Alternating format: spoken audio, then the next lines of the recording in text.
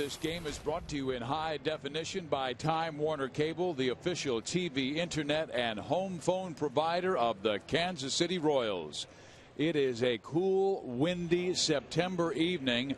The wind roaring out of the southwest about 15 to 20 miles an hour. And right now the color guard is headed out onto the field. It is the U.S. Navy color guard this evening here at Kauffman Stadium, where we continue this homestand against the Angels and most recently against the Chicago White Sox. The Royals coming in at 68 and 81. And we will pause at this time and listen to the singing of our national anthem. As we pay respect to our flag and country and honor America with the performance of our national anthem by Dominique Bennett. Oh, say, can you see by the dawn's early light what so proudly we hailed at the twilight's last gleaming, whose broad stripes and bright stars through the perilous fight for the ramparts we watched were so gallantly streaming, and the rocket's red glare, the bombs bursting in air, gave proof through the night that our flag was still there. Oh, say, does that star-spangled banner yet wave for the land of the free and the home of the brave?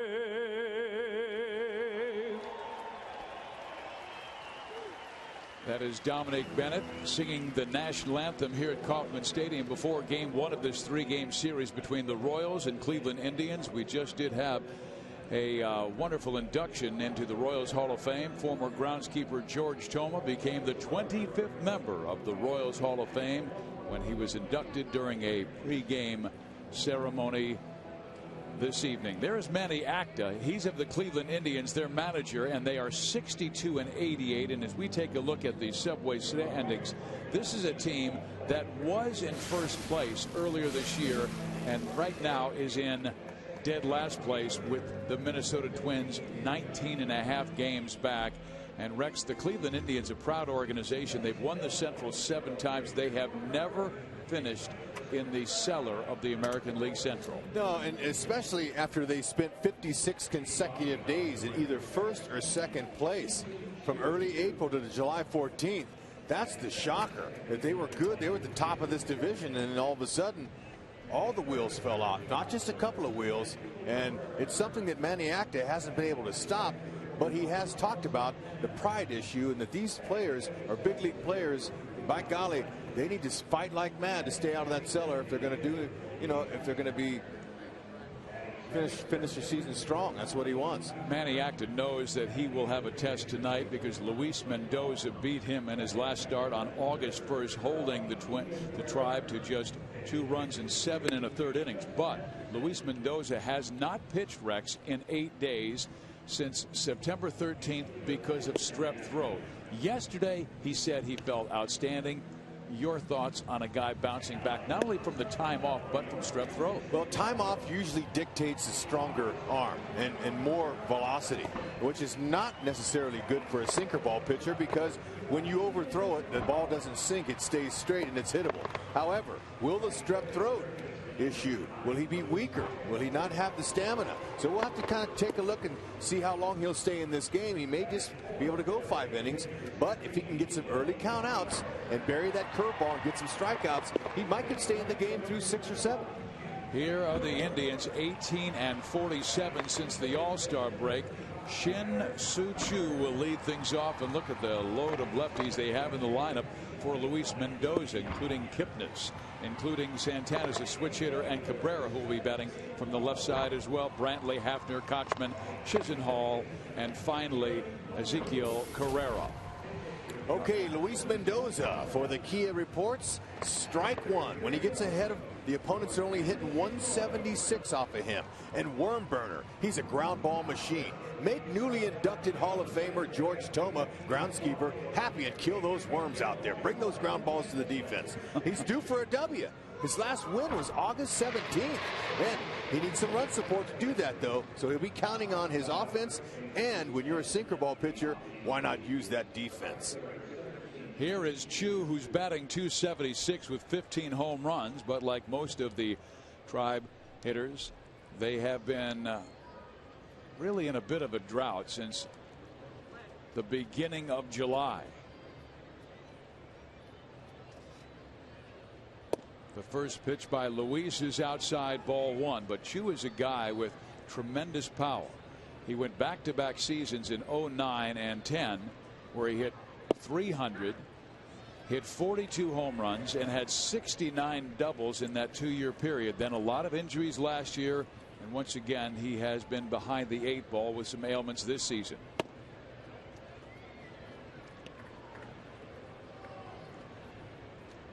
Okay, now Mendoza mentioned his sinker. That's his main pitch. He likes to get some ground balls with that. But also off of the fastball, he'll throw a four-seamer, which is elevated on purpose to get some swing and misses. There's his little cutter right there. He's got a cut fastball, so he's got 3 variations off of his fastball. And now his big curveball has been a good pitch for him to miss bats and get some strikeouts. He'll throw a couple of changeups in there as well, occasional, but he's going to try to pound down the strike zone. That is up the middle past Irving Falou into right field, so Chu is on. As we take a look at our Ford around the horn defense. Let's check them out. All the regulars are in there except for 2. We got Gerard Dyson. Hasn't started since August 29th due to a strain in his latissimus dorsi muscle in his throwing arm, but he's better. You're going to see Irving Falou out there at second base. And for Falou, and he can't wait to get out there. You see Dyson, he's made 6 errors, but you know what? He gets to a lot of balls. He's got tremendous speed. And Falou, he's pretty pumped about getting an opportunity again. Starts are going to be very few and far between, so you want to make the best of them. 2 notable absences from that defensive lineup you just saw. Alex Gordon, he is not playing because of an injury on his hand when he made that slide at home last night. And also Salvador Perez, he just has sore hands, and there's a base hit to left field by Jason Kipnis. So Cleveland starts well against Luis Mendoza, 2 on, nobody out. But if it was a situation where the Royals were in a playoff, both Gordon and Perez would be in this lineup. Yeah, so they're not severely hurt, but they are a little bit bruised. So Kipnis found a hole on an inside fastball, shot it the other way. Now Mendoza needs another one of those ground balls, but struck right at a fielder. And this is a dangerous batter in Asdrubal Cabrera.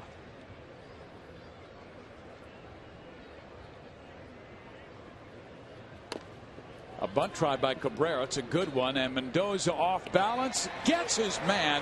It's a sacrifice executed nicely, and Luis falling down now, getting help to his feet by Brian Pena. He lost his balance because he slipped when he tried to plant Rex.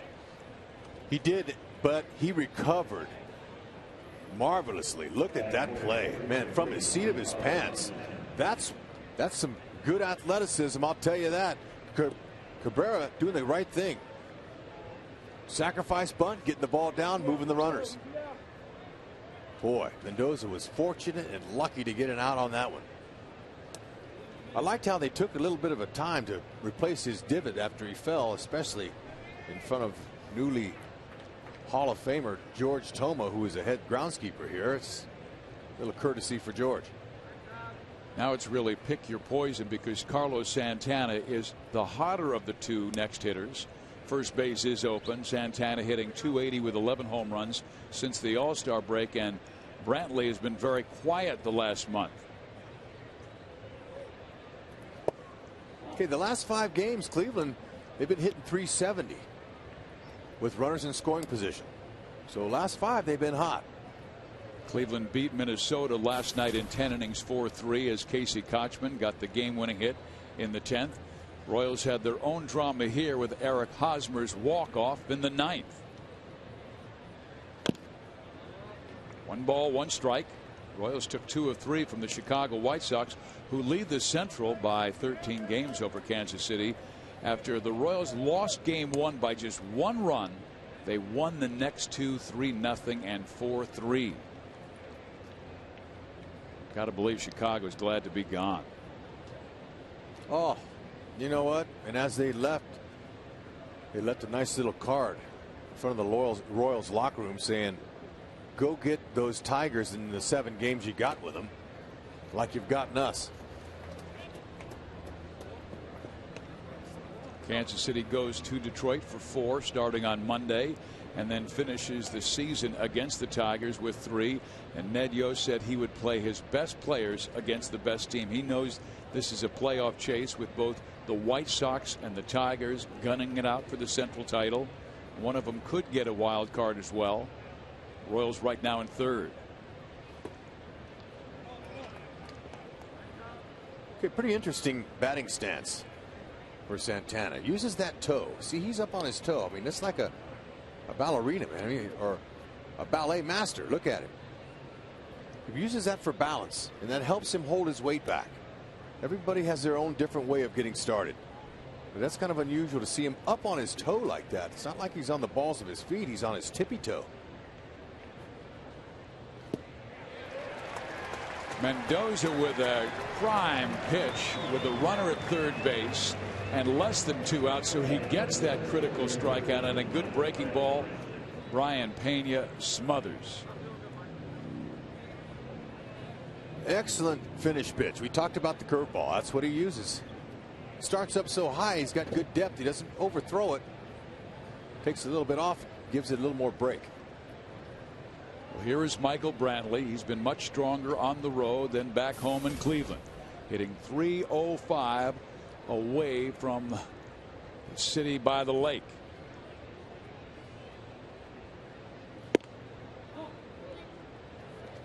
Brantley now 25 years of age from Fort Pierce, Florida. He's hitting .260 with runners in scoring position. Mendoza and pitchers like to make their best pitches when there's runners out there on base.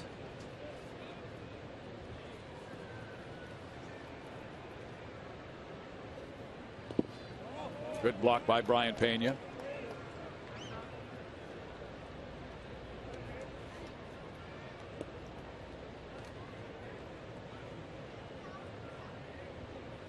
Okay, you want to square that up, keep it right in front of you. That's exactly the idea of blocking the ball. You don't try to catch that. You use the chest protector and let the chest protector deaden that bounce.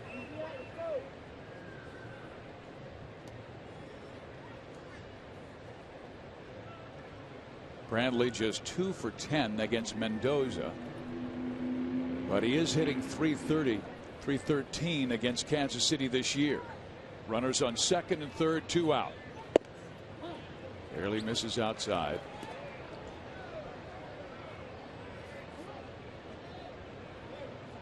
Okay, that's a changeup. That's a really good pitch there. A lot of hitters are going to be swinging at that, especially with 2 runners on out there at 2nd and 3rd. 3-0, they're going to go ahead and put him on. Well, this is interesting. You walk Brantley. Now you've got the bases loaded for Travis Hafner. And this is a guy, Rex, who has 12 grand slams in his career. Well, obviously, they're counting on Mendoza executing down in the strike zone to Hafner. And he has hit a good home run here earlier in the year. But look at those slams, man. He's going to look for something elevated. Here we go, right into rivals off of Mendoza. This was the first series of the year, and that went over 450 feet into the Budweiser patio. Luis, I'm sure, remembers. Don't challenge him. Just try to work away from him a little here. You got 2 outs in the inning. A well-placed ball that he can swing on and hit it at somebody down on the ground would be a nice way to get out of it. That's why I was a little surprised they did not pitch more aggressively to Michael Brantley, who's hitting just .225 the last month.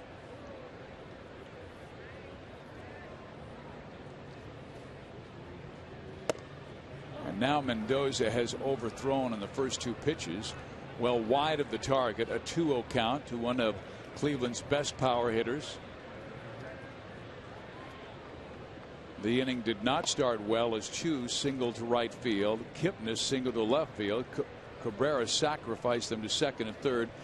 A big strikeout by Mendoza of Santana, and then the intentional walk on a 3-1 count to Michael Brantley. Travis has had a hard time staying healthy. He was on the disabled list twice this year. Right knee surgery and a little bit of a lower back strain. Well, he is sitting dead red.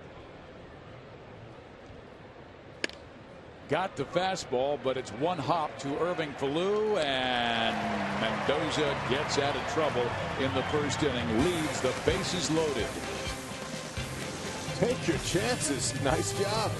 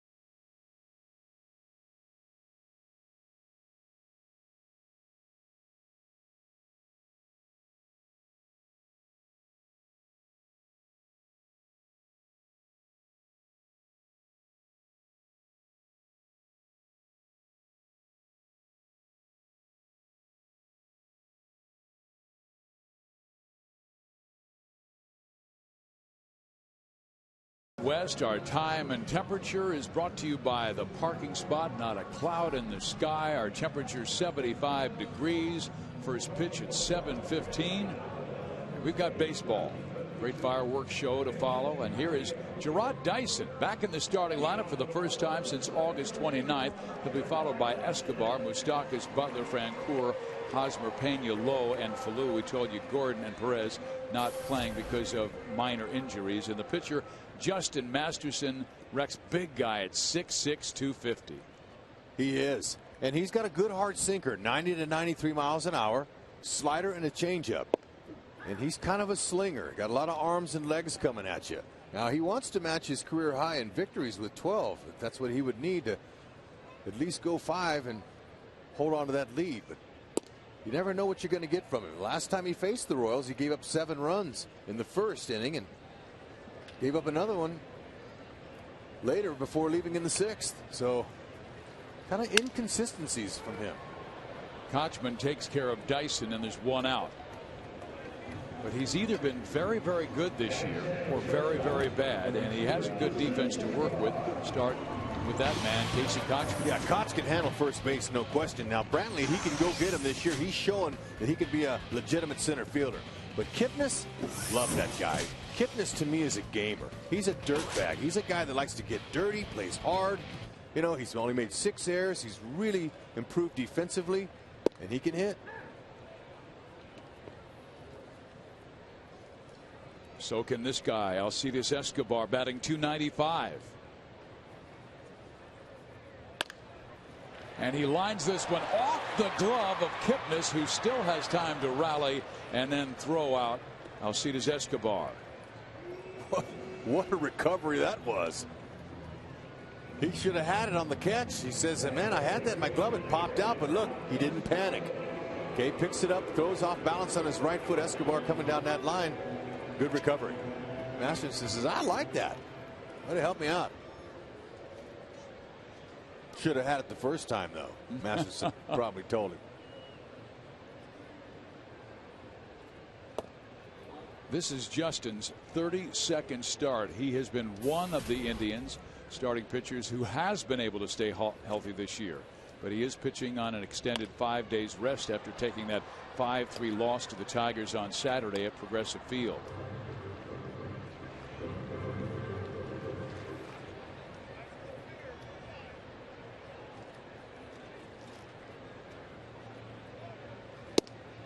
Mike swings and misses at a pitch that rides down low and in. But let's flash back to a game on May 29th. And Moose got Masterson and took him deep. See how easy that swing was? Boy, that looked like he was just trying to make some contact. Ball jumps when you take a good, easy swing. Moose knows that.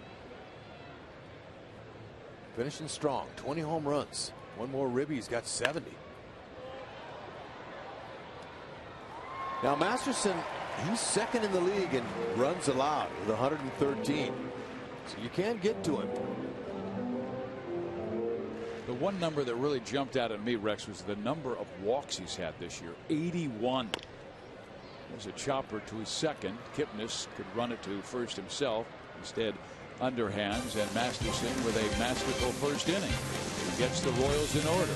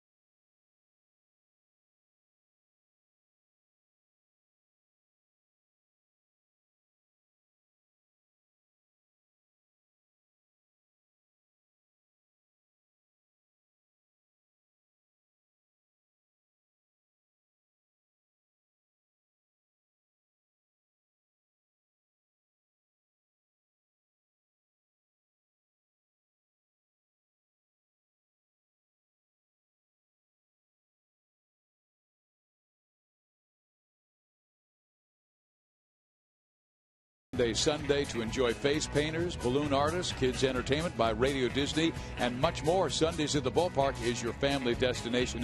Go to Royals.com/Sunday for more information and tickets.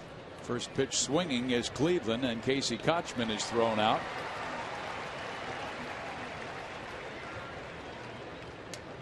Okay, early count outs. That's what Mendoza's looking for. After throwing 20 in that first inning. Had a little bit of hard time finding the strike zone, though, out of those 20. 11 balls. Lonnie Chisenhall, he's one of their top prospects. Lonnie, 23 years old, out of Newport, North Carolina. He was involved in getting a fastball in on his hand. Had his right arm broken June 29th at Baltimore on a pitch thrown by Troy Patton. Just almost 3 months of the season. That happens. That's why pitching inside for effect is always a good thing for a pitcher. See that guard he has on his right wrist. Because that hitter knows that that ball hurts. Fallou's getting action.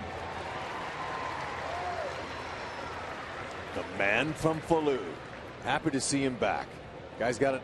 He's got some energy, just like some of his buddies on that team, especially his shortstop Escobar. Good switch hitter. Never forget his major league debut. First AB triple against the Yankees. It was the perfect Falou shot. Yeah, it was. Well, here is Ezekiel Carrera.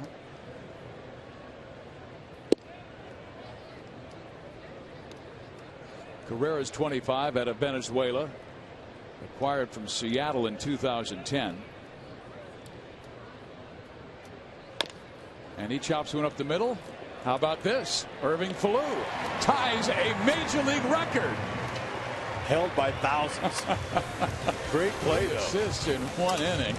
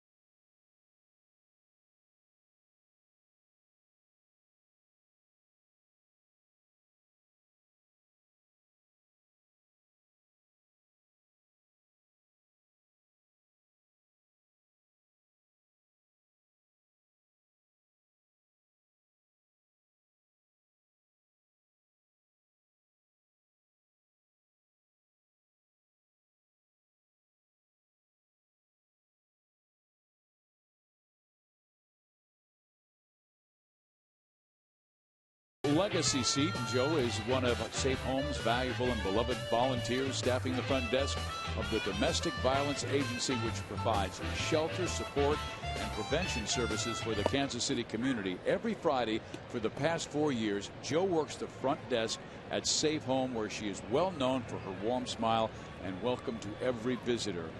Joe resides in Merriam, Kansas, my hometown. Here is Billy Butler. They have a statue there for you? No, they don't. They just have, you know, one of those ditches where they burn the leaves in, and I carved my initials in it. Billy swings and misses at a breaking ball. Do they have a statue for me? Thanks a lot. That's how much I think of you, Fizz. Billy hitting .309. He's in the top 10 in batting this year. Needs one more RBI to have his first 100 RBI season. Be the first since Carlos Beltran knocked in 100 in 2003.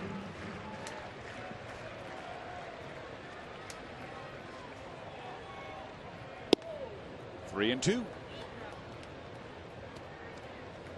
can see it's quite a feat to pick up that release point from Masterson, because he winds that ball behind his back and he flings it. It's out of nowhere. Hides it pretty well. And that is a called strike three, and Billy will debate Gary Cederstrom, the home plate umpire, about that. He thought it was up and in. Could have been borderline. But you know what? When there's two strikes on you, sometimes if it's a little bit close, got to be hacking. I think Billy learned his lesson from a week or so ago when he got tossed for arguing balls and strikes in a big situation. Jeff Francoeur was intentionally walked last night. That really set the stage for Eric Hosmer. They wanted a lefty-lefty matchup with the veteran Matt Thornton. And Eric made them pay. And interestingly, Rex, on an 0-2 count, Eric got that game-winning hit. Yeah, well, it's because he shortened up his swing and his stance, and he went to a good two-strike approach. Just wanted to meet it, and the ball was way up and away, and he just stayed on top and slapped it right by him. No contest. Great hit, clutch hit. And I like the way his thought process was. He said, I saw the way Liriano was beating me inside earlier in the game, and A.J. Pierzynski was catching Liriano. He was catching Thornton, and he just figured he was going to get one in on him, and obviously Thornton missed, and Eric was able to get enough of it. Right down the left field line.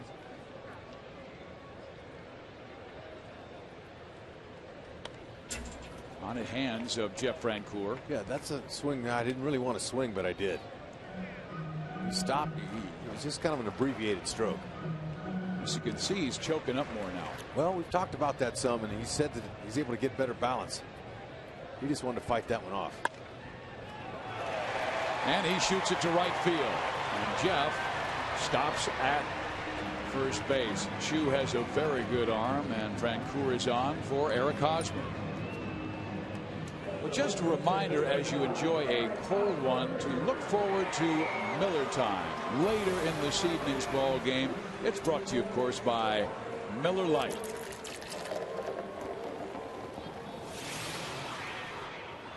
Eric Hosmer had been in a little bit of a slide, just 2 hits in his previous 21 at bats, and then got that game-winning hit. That does a lot for confidence too. So maybe he'll have a good night.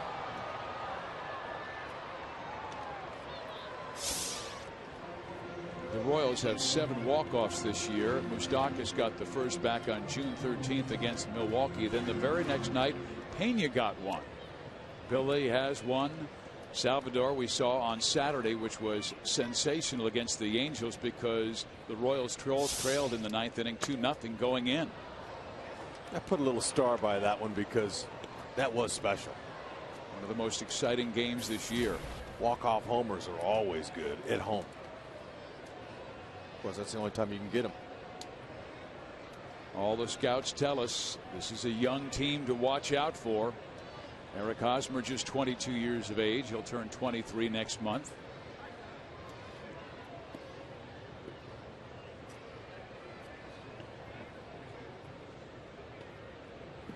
You know, just the way his teammates embraced him last night was good to see.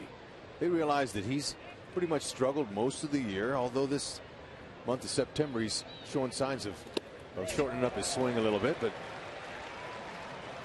there's another wild pitch that gives Masterson 13 on the year. That's second in the American League behind his teammate Baldo Jimenez. Jimenez has 60. Ooh, man, Santana had no chance on that, or at least he just kind of threw his glove out there.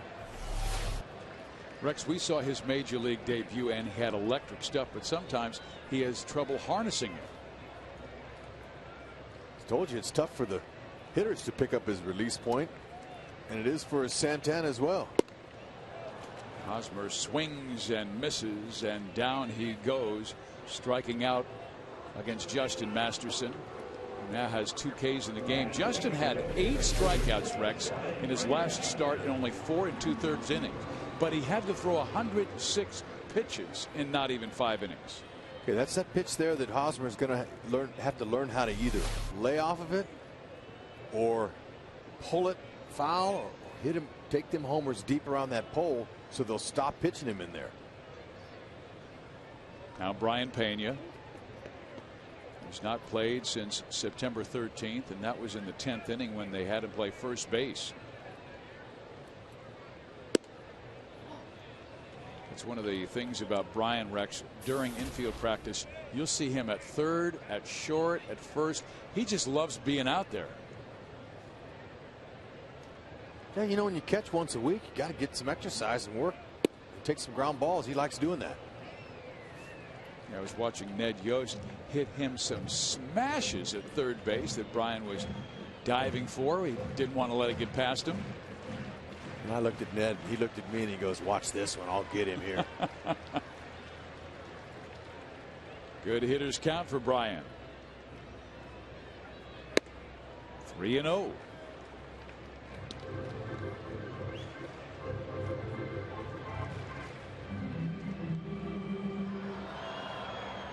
Masterson cruised through the Royals in the first inning, 1-2-3, struck out Butler to open the second. Francoeur singled, went to second in the wild pitch, and then Hosmer struck out. Now a strike thrown to Brian Pena. Pena don't want to walk. He wants to get a knock, and he's hit .326 with runners in scoring position this year. He's got some big hits for him.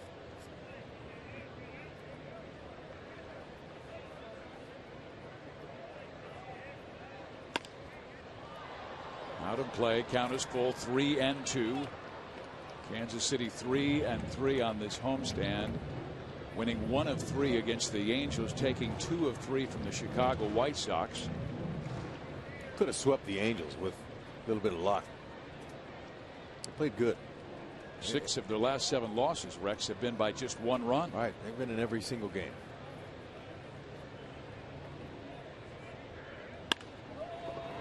Base hit. Francoeur will come around and score, and Kansas City takes the early 1-0 lead.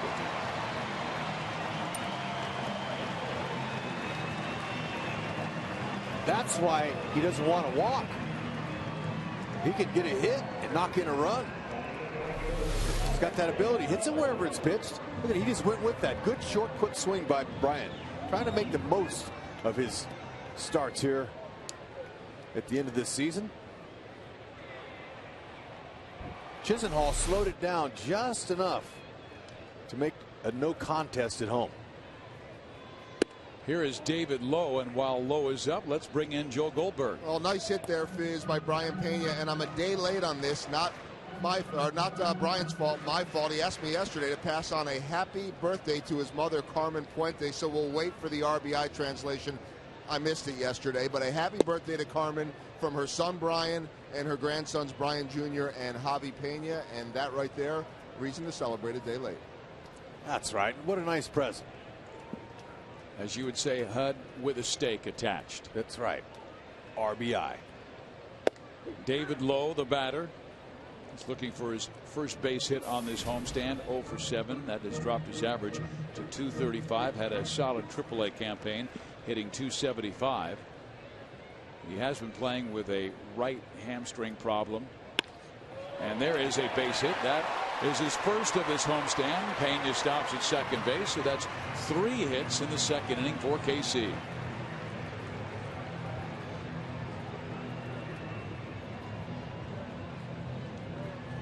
Early count hitting. Look at this. David Lowe batting in the 8th spot. Waiting for something early, but he's looking for the fastball. If you're not up there looking to hit, you take that, strike 1. So redirected right back up the mound. Pitching coach Ruben Niebla comes out to visit with Justin Masterson. They have made some changes here in Cleveland. Remember, this was an organization that was in first place on June 23rd by a game and a half at 37-32. Then they lost 6 of 8 to finish June, 2.5 games back. Then Manny's team started winning again in early July, but at the All-Star break, that's when everything went south. They are 18-47 since the All-Star break, including a miserable stretch where they won 5 games in 33 tries. Now Irving Falou, and he takes ball 1. Pretty safe to say that their morale is pretty low right now, and that's what happens when you tank like that. You don't win up here, it's not fun to go into the clubhouse, although you try to put all those things away, those feelings, and show up like you're in first place in the clubhouse every day. You want to have a good winning disposition about you. Your body language needs to be good. You need to hustle, run hard at all times, especially when you're going bad. People are watching. Got pride in yourself. Way inside, ball got away, but no advance by Pena or by Lowe. But Rex, confidence is so important in every sport. Football, basketball, soccer, doesn't matter. It almost seems like it's more important in this sport because baseball is more a game of failure. Got that right. And those who have endured it a long time can call themselves successful failures because they've learned how to handle it. You got to stay positive. You got to find positives in negative situations and look for the brighter side and stay with it and dwell on that. But Falou wants a 2-out ribby here. Well, he took a mighty rip. The wind is blowing out towards right. Irving hit 7 home runs at AAA for the Omaha Storm Chasers, who won their division this year. Lost in the PCL championship to Reno.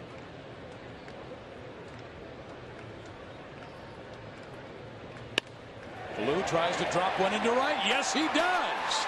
Pena will score. 2-0 Kansas City. Lowe is held at third base, and they've got Falou in a rundown. And here comes David now. Back he goes. Will they? They got him. And David with a smile on his face saying, I should have broke. KC does get 2 in the second inning. And Rusty has a smile on his face.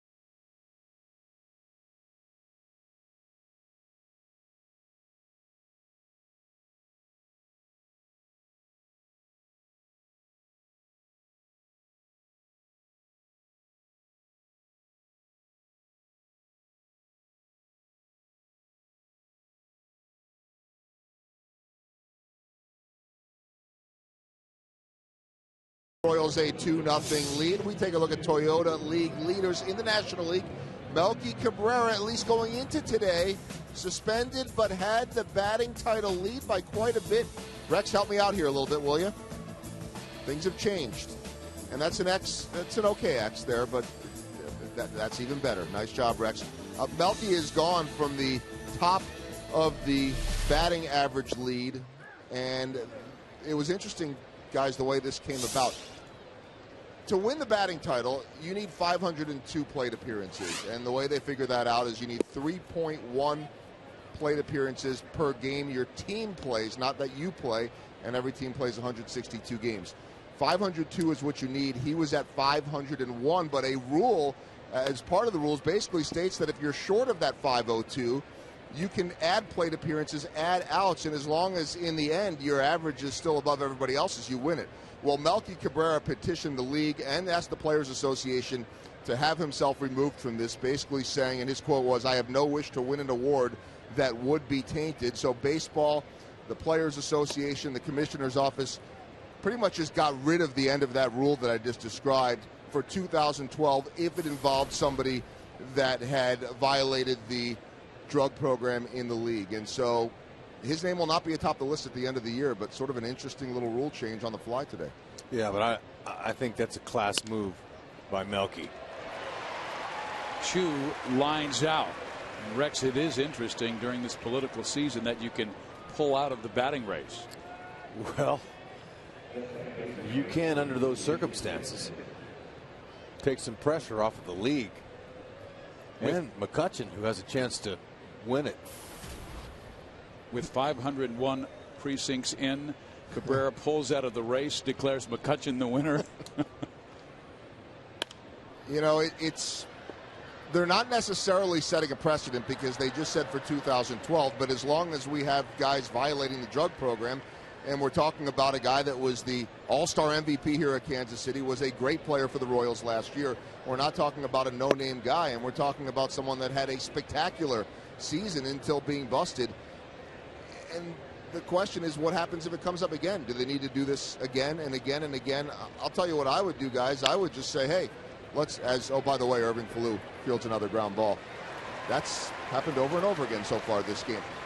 What if you violate the drug program during the season, you're just not eligible for an award? How about you ban for a year? Well, that's a whole other story, but yeah, how about it? Make the punishments harsher. Take a year away from them.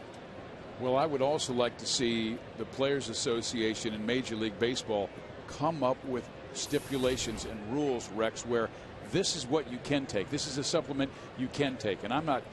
Well, they do have that, though. I mean, talking to Scott Boras, he says it is very vague. Who's one of the the super agents in Major League Baseball? Because talking to the trainers, they say it's very clear. And I will say this, Fizz, and I know that there's a lot of confusion over it. I mean, you're right. But the guys that have been busted, if you look at the two big names most recently, Bartolo Colon and Melky Cabrera, they didn't seem too confused about what they took. That's true.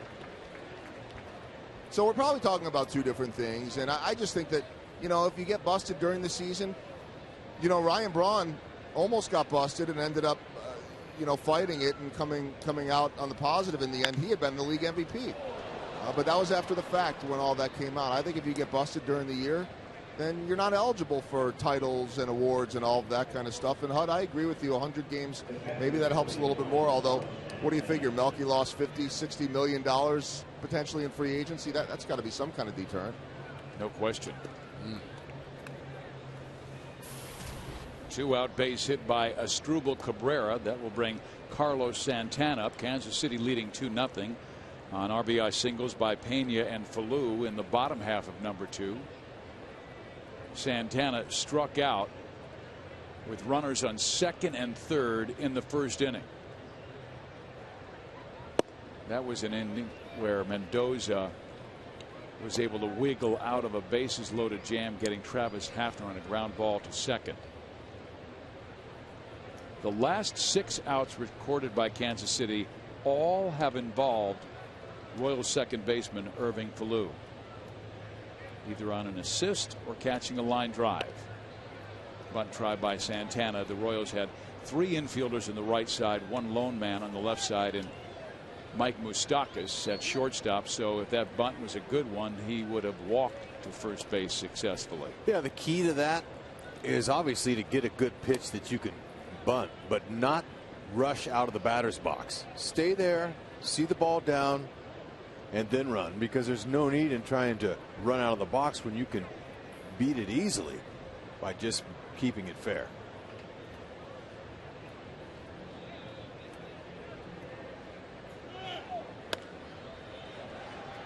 They were sending Cabrera, and Santana lifted it foul, and the count is 1 ball and 2 strikes. Cabrera has stolen 8 bases this year.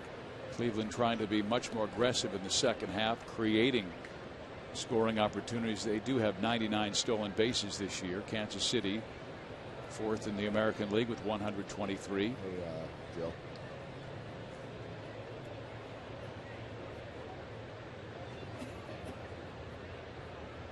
Cabrera does not go, and the pitch rides inside.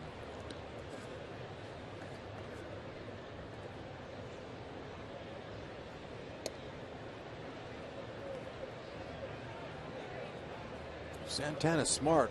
He won't hit it to Falou. Better try somebody else. He's good tonight.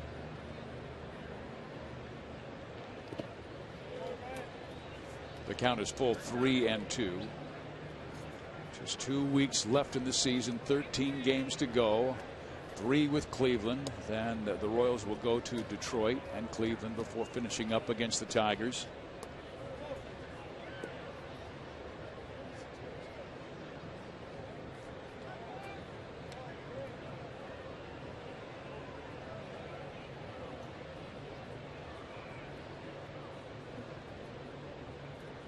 Going to have to go after him with fastball, hard sinker.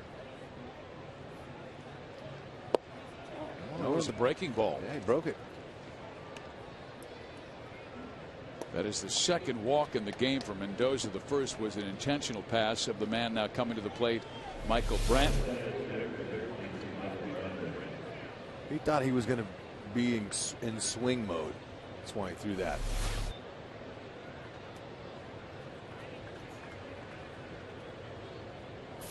So Mendoza, who was able to wiggle out of a jam in the first inning with the bases loaded, now facing Michael Brantley with 2 on. He pitched Brantley carefully, and then eventually on a 3-1 count they decided to intentionally walk him, which they did, and Hafner grounded out to Falou. Line drive up the middle. That's a base hit. Dyson will bring the throw to the cutoff man Alcides Escobar, as scoring is Cabrera. And that right there tells you that Dyson is not completely comfortable with that lat injury he has on his right side, Rex, because he didn't even look at the runner. He immediately brought that ball very gently to Escobar at short. Yeah, and you know, he's got some assists this year, and he likes to throw. So, you know, he's not the only one that's playing with the little pain. So he's just going to kind of hit the cutoff man. That's all you can do. Everybody's got something going on this time of year. This is Dyson's first start since August 29th, when he strained that lat. Now Hafner up.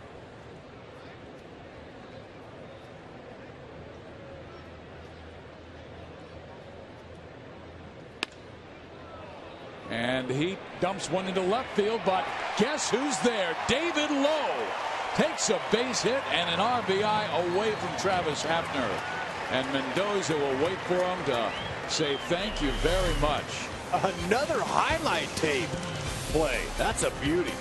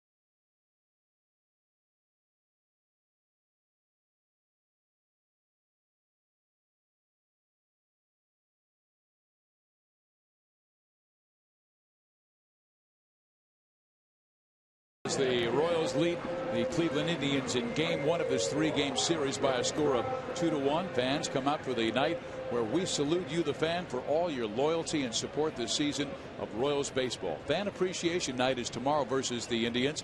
Enjoy a night of games, giveaways, and great prizes. The first 20,000 fans will also receive a Royals fleece blanket presented by Sprint. For tickets, go to Royals.com or call 1-800-6-ROYALS. Dina Blevins brought us up a couple of fleece blankets, and they are beautiful and warm. Next month it's going to get a little cooler, and the fleece blanket you can get tomorrow night will be perfect for those high school Friday nights. Watch a little Lee Summit action. Blue Valley. I'll take mine right out of the wrapper. Okay. Here's Gerard Dyson. Pitch rides inside. 3 balls and 1 strike, and Masterson again having difficulty repeating his delivery. He has not walked a Royal, but he has been behind several counts. Dyson takes a strike, and the count is full, 3-2.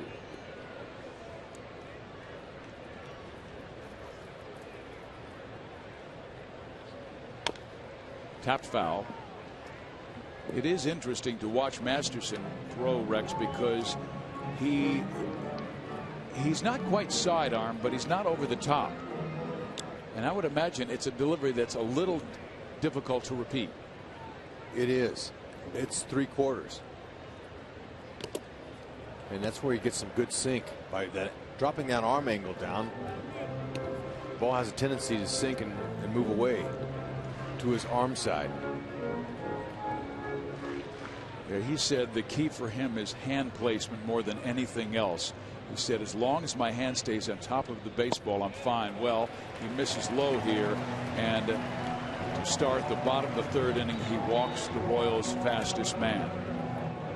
Boy, that was some kind of cat and mouse game we saw last night between Dyson and the relief pitcher, Jesse Crane. That was fantastic. I mean, it was some kind of 8 times he threw over to try to pick off Dyson. Dyson said he absolutely had a blast with it, because he said the 2 best right-handed pitchers he has faced this year with the quickest moves are Jesse Crane last night and Justin Verlander of the Detroit Tigers.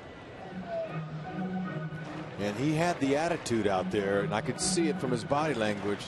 I'm going to beat you. You're not going to get me. I'm going to get you. And you got to have that. That's the same way a batter and a hitter, excuse me, a pitcher and a hitter have against each other. I'm going to get you. And base runners the same way. And you can see they're a little bit concerned that Dyson's going to rip him off, but really there's not much you can do. He's so quick.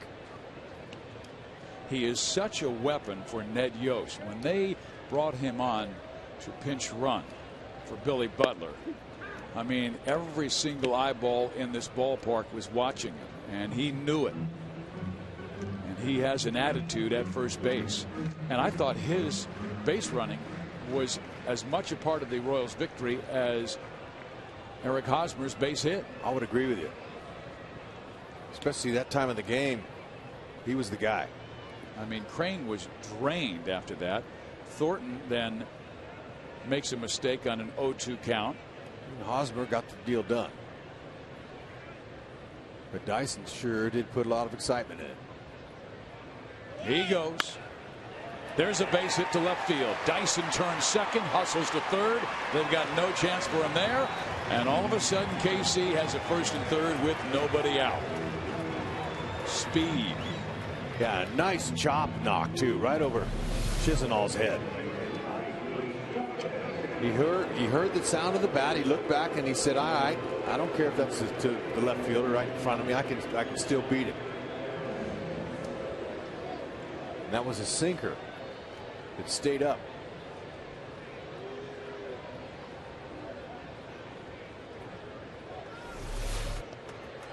So now it is Moustakas' time. I asked Gerard Dyson who is responsible for his coming back, and he goes, everybody. He said Rick Knopfler, a massage therapist, outstanding job. Ryan Stoneberg, Nick Kenny, Kyle Turner, Jeff Blum, all terrific in helping me get back and playing again in September. Yeah, those guys you just mentioned, man, they work hard. Moustakas will get Dyson home. Catch is made. They've got no chance on Dyson. They bring the throw to second base. Cabrera stays put, but Dyson scores to make it 3-1. 70th RBI for Moose. How far will he go?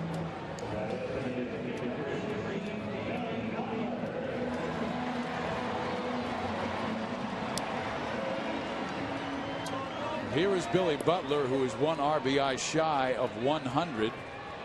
And he is the subject of our sprint you call it. Escobar might be going. Does not, and the pitch is low. Text 432-432 and enter the keyword Royals. He's the inspiration. The next Royal to drive in 100 runs. Will it be Gordon, Hosmer, Moustakas, and Perez? We all know it will be Butler first. But then what about these guys in the future? Ah, boy, sure would be nice to see at least another guy, maybe a couple of them during the season. Whew, man, that'd be pretty serious. I think Gordon or Hosmer. Yeah, that's my pick. That's okay. I'm gonna go with Moose then. All right. The 0-2 to Butler, and he swings at a pitch way outside and strikes out for the second time. You could count on one hand how many swings we've seen like that from Billy this year. Those are the kind of swings that I used to take with regularity all the time. I had swings like that. And what was the comment from your mother back home in Fresno, California? Son, you do a better job hitting that with a bow door. Escobar goes. There's the throw. No chance. Stolen base number 31. Okay, good takeoff there. Good quick break. Like his slide, like the pressure that the speed of the Royals is continuing to put on teams, especially now Cleveland. It's a tremendous weapon when you have team speed. Puts a lot of pressure on defenses. Strike to Jeff Francoeur, evening the count at 1-1. Jeff scored the Royals' first run. He singled to right field.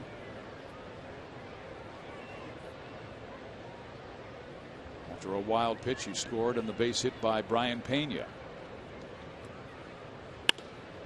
Too short. Nice big hop for Cabrera.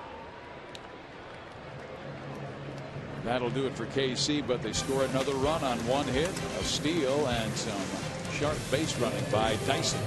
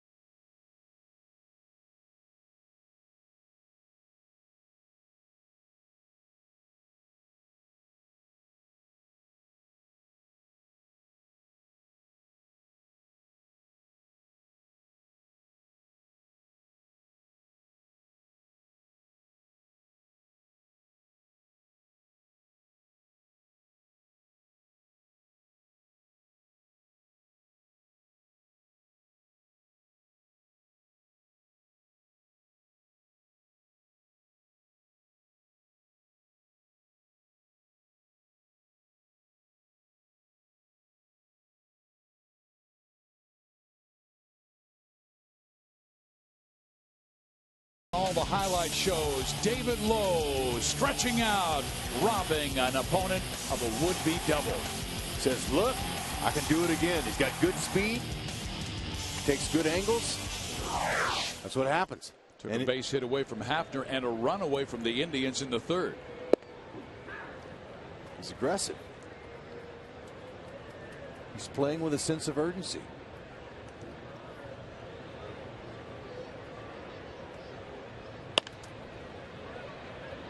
Escobar is able to knock this one down, but Kochman reaches on a rare infield hit.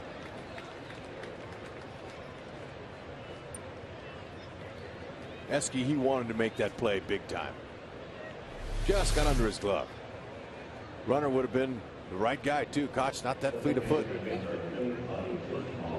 That would have been remarkable throw. I mean, we saw a play like that with a fast base runner earlier this year. We threw the guy out, but that was going to be even farther out into left field. Here is Lonnie Chisenhall, who grounded out his first time up. Keep her down, Luis, and you can get 2 on 1 pitch. That's right. Royals are second in the league in turning double plays with 154. First, it's the Minnesota Twins with 175.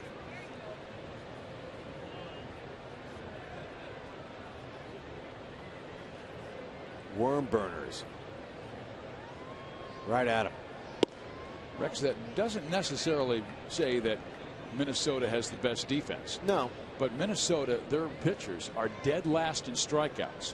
So they pitch to contact. So you'll see a lot of guys put balls in play. And then also the fact that their pitchers put a lot of guys on base. I was going to say that. You know, that's another reason. A lot of guys are on base. But, you know, there's also something that says that, you know, they got good hands people up there. They're executing their plays and turning 2. That's really all I was designed to share that stat with. Just talk about who's got the most. So the Royals looking for number 156 here, and Mendoza has fallen behind Chisenhall, who's one of their top prospects. Good power, 5 home runs this year. We told you about him missing almost 3 months because of the broken right arm.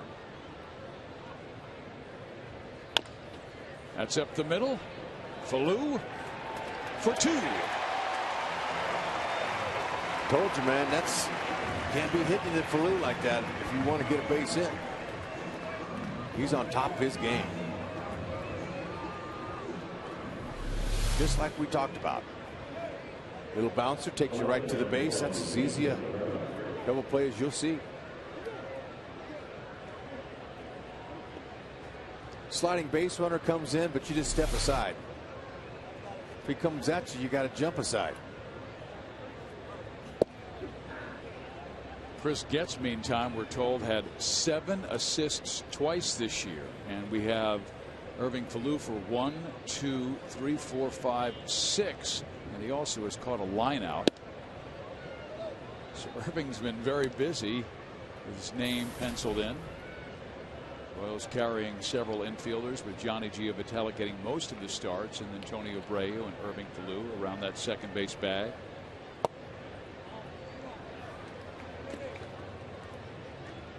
I love September call-ups because you get a sense of the future. A guy who's been grinding since 2003 when he was drafted by the Royals and finally makes it to the big leagues and wants to be here for the rest of his career. 9 years in the minors. Yeah. Popped up.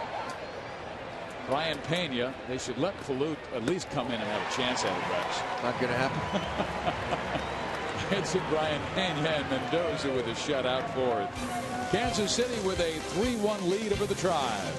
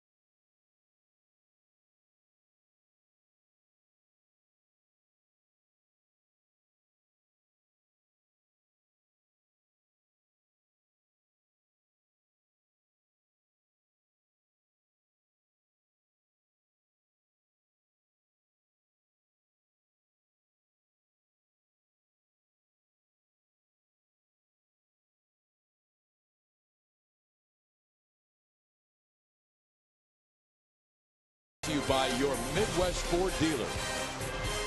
By AT&T, the world's largest 4G network. AT&T, rethink possible.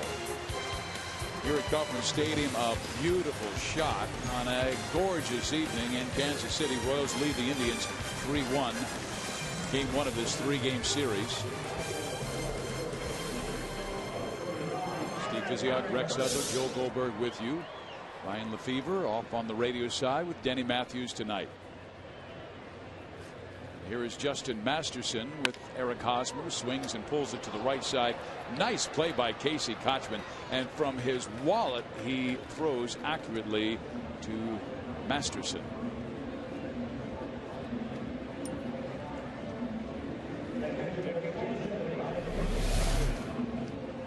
Koch can play first base. He's got an excellent glove. He has a .998 fielding percentage. That is the highest for a career in Major League history.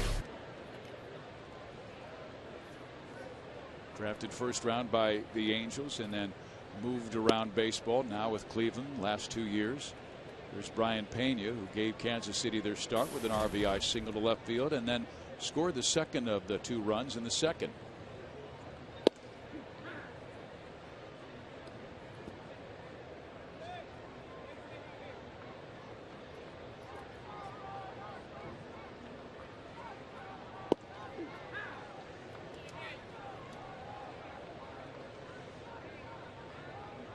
Kevin Seitzer does a really nice job with the hitters on Kansas City. One thing he says about Brian Pena is he says he has a flat bat, so he doesn't make very many mistakes and he can make adjustments within his swing. What he means by a flat bat is that he has got a nice level swing. Like that, although he strikes it sharply to the second baseman for the second out. That hustle. That's what you like to see. I like to watch guys go 90 feet, even late in the season. Still got to play the game hard, run hard. That's how you do it. Let it go, BP. Doesn't take any ability to hustle. Attitude. That's right. Here's David Lowe ripping one to right field. Chu is back and will reach up and grab it. And Masterson with his best inning since the first.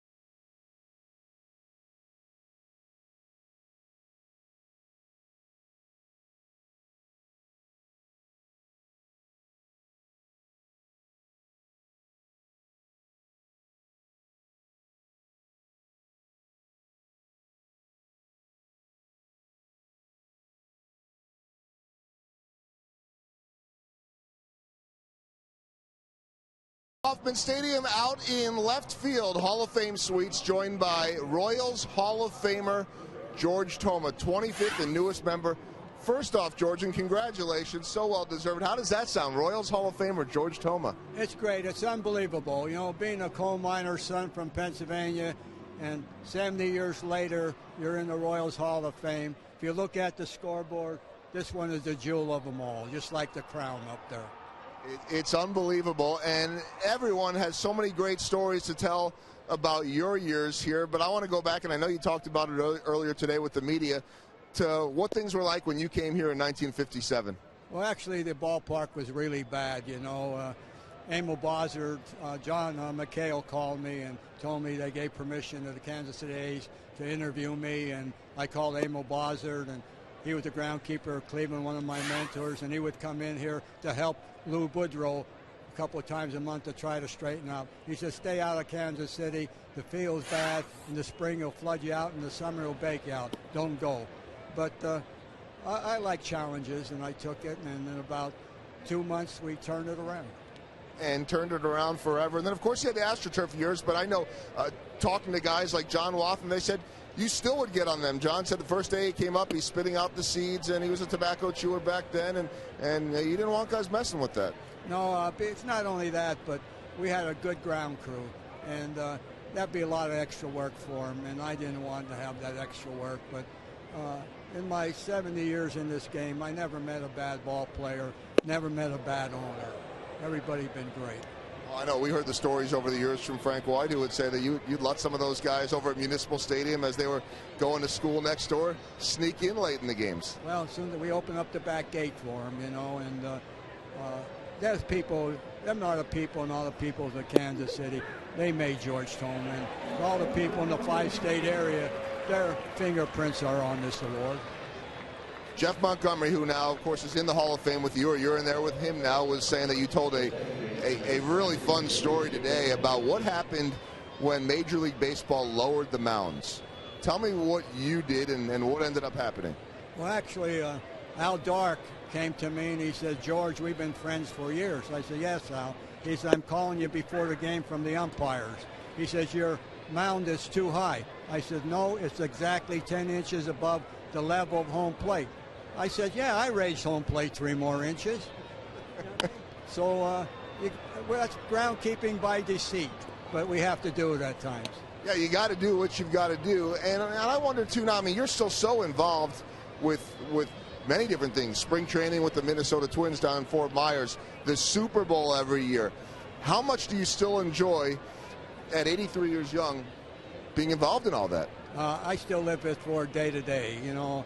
I cut grass for 4 neighbors, senior assistant, twice a week.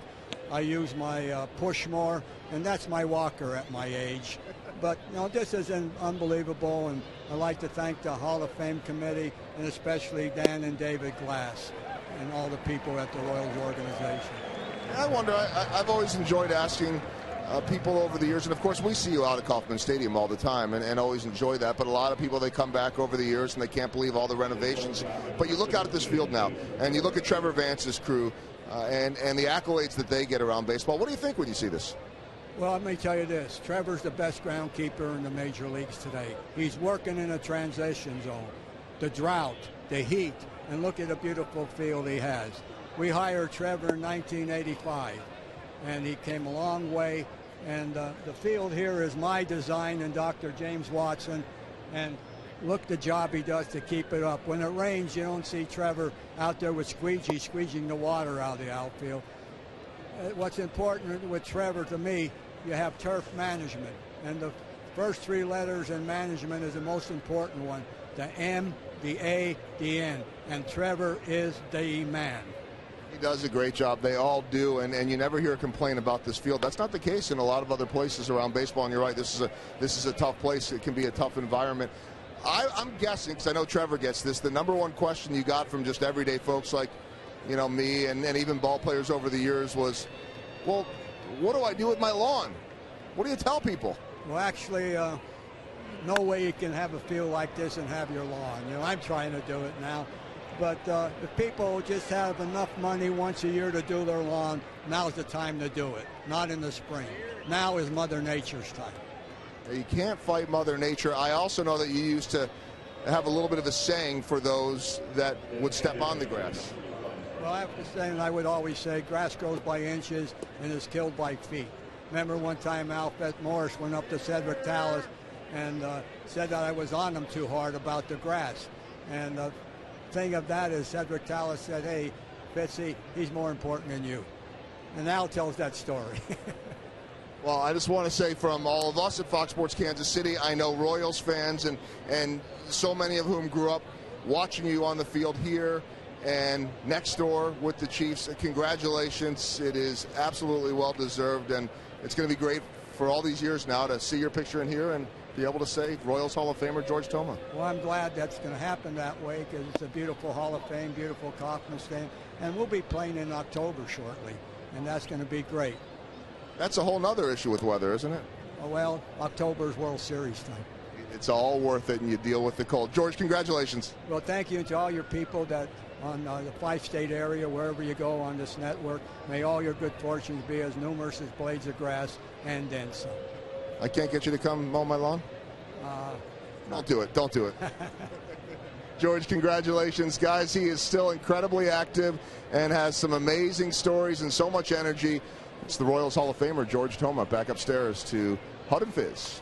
The nitty-gritty dirt man, George Toma. And growing up here, Rex, he was as much an institution as the Kansas City Chiefs star running back or Kansas City Royals slugger, because sitting in the stands when there would be a rain delay, he was like a little general and out there getting them to move that tarpaulin in perfect situation. And then, as he talked about, squeegeeing the water off of the field, and it was AstroTurf back then. He's the Sultan of turf. Yep.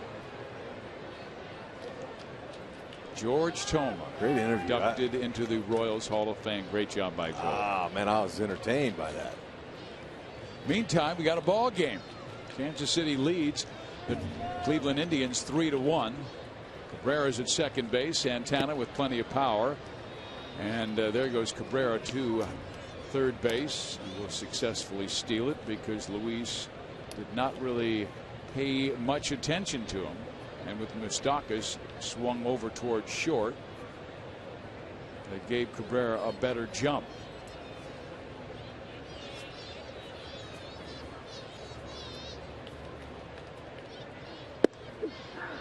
They do not want to pitch to Santana. He does take a high strike. It was almost in the same location that Billy Butler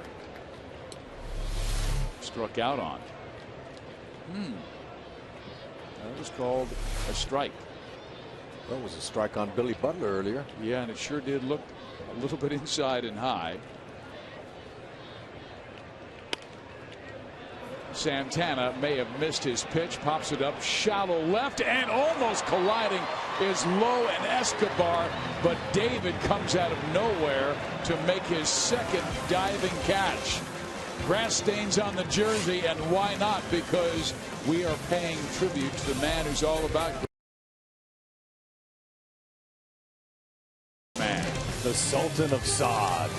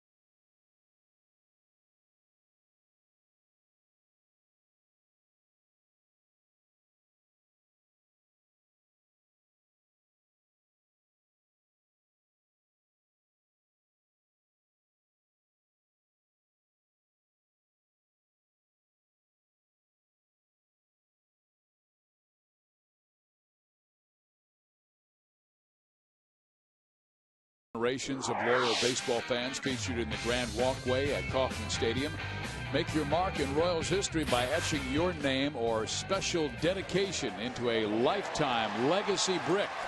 The deadline to order a replica brick in time for the holidays is approaching. Go to Royals.com/bricks for information. And Irving Falou leads off the 5th inning for KC quite well. Okay, speaking of bricks, that's what Masterson's glove looked like right there. He had a chance to make this play, but just clanked right off of him. And Falou, he'll take the knock.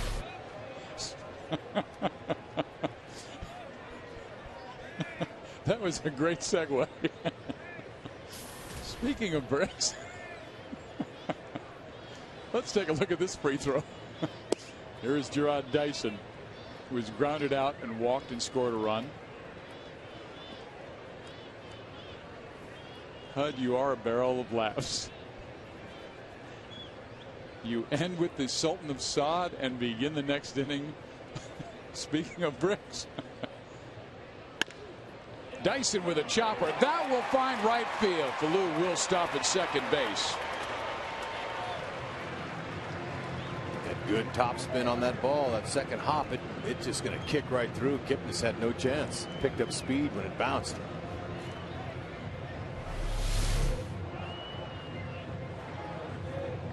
That's exactly what they want Dyson to do. Hit the top half of the baseball. Utilize that speed. Because even if Kipnis would have gloved it, would have been close at first base with it. Good running ability. Rex, you and I started broadcasting together when the Cleveland Indians were the dominant team in the American League in the late 1990s. And they had a team that had Albert Bell and Manny Ramirez. Oh, that ball came up and in and got Escobar on the hand.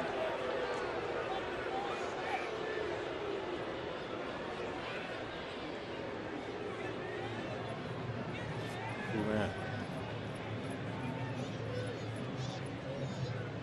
I'll have to see a replay to see where that got him. That's not good. Like on his right throwing hand.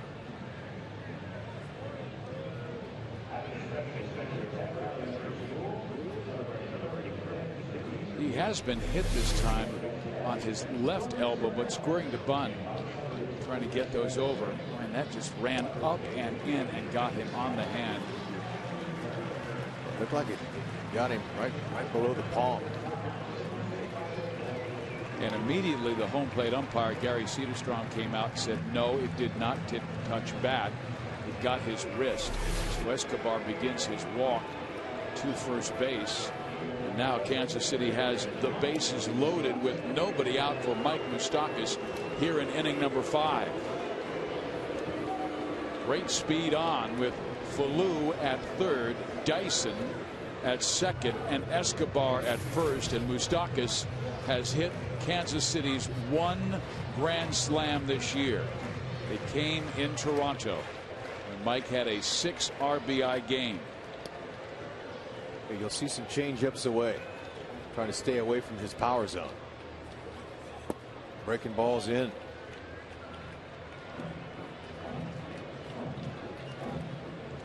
A great opportunity for Kansas City to really put a dent in any kind of confidence that Cleveland may have in a comeback.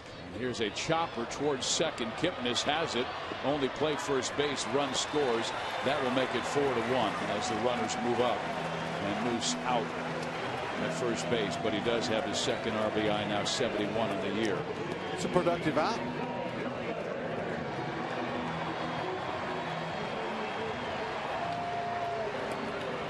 Here's a great opportunity for Billy Butler.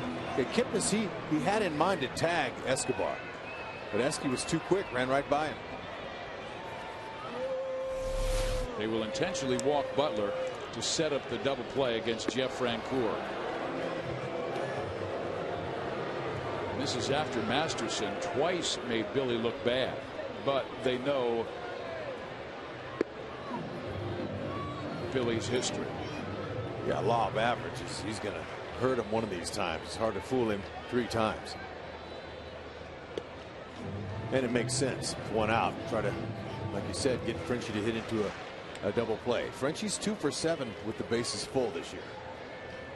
Rex, we were talking about Cleveland, their strength, when you and I started working together with the Angels, when this team, Cleveland, had thumpers like Bell and Ramirez and Matt Williams, and then they had that keystone combination of Vizquel and Alomar and another thumper, Tomey, at first base, and Sandy Alomar was their catcher. Juan Gonzalez. You're right. But the guy who made it all go was Kenny Lofton. And the reason I bring that up is Dyson has a little bit of that Kenny Lofton in him. What must he work on to become a better player? Well, he's going to have to be a little bit more consistent bunter, and he's going to have to manipulate that third baseman more. Try to just let that ball get deep in the strike zone and slap that ball by the third baseman. That's what Lofton used to do. He used to play a game with that third baseman all the time.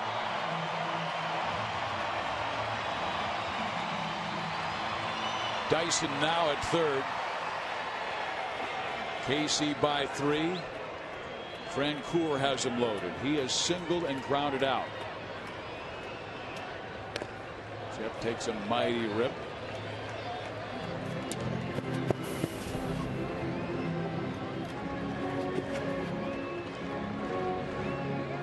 Masterson has that 90 to 95 mile an hour sinking fastball with late light. Looking for a double play here.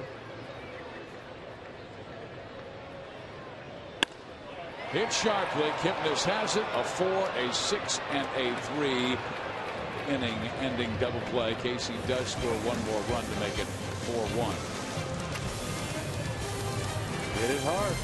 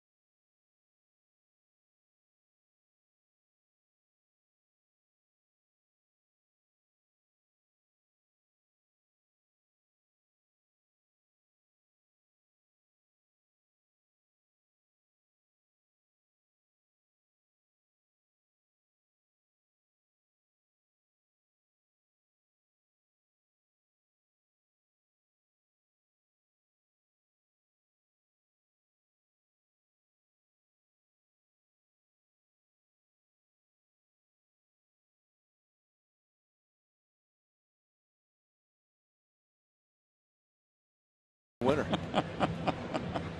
Can't stay in it with me, though. How about Mendoza? Mendoza has looked pretty sharp, particularly after 8 days rest. Yeah, you know what? I thought he might be a little strong. Maybe we might be seeing something that's left from that problem he had. He had strep throat, which knocked him out of his last start. Here's a ground ball, foul.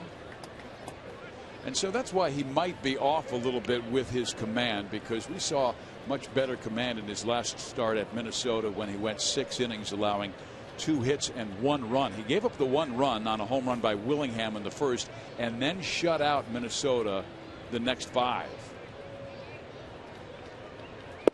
He has had to wiggle out of some trouble here just about every single frame except the second, when he got the Tribe in order on 3 ground balls to second.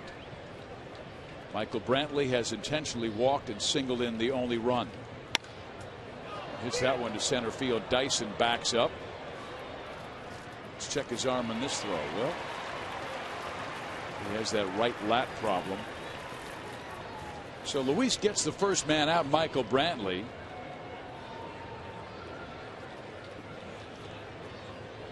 Now Mendoza will face Travis Hafner. Luis has thrown 77 pitches. Talking with him yesterday after the strep throat, I asked him if he had lost any weight, and he said he didn't think so. And he's a big dude at 6'4", 245, about the same size as Travis Hafner. And the Kansas City Royal infield will switch. 3 infielders right side, 1 Moustakas on the left.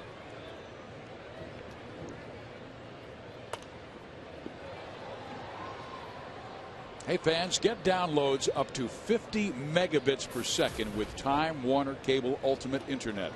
Luis is topped out at 94. Masterson 1 mile per hour greater at 95. Both guys with good sinking fastballs.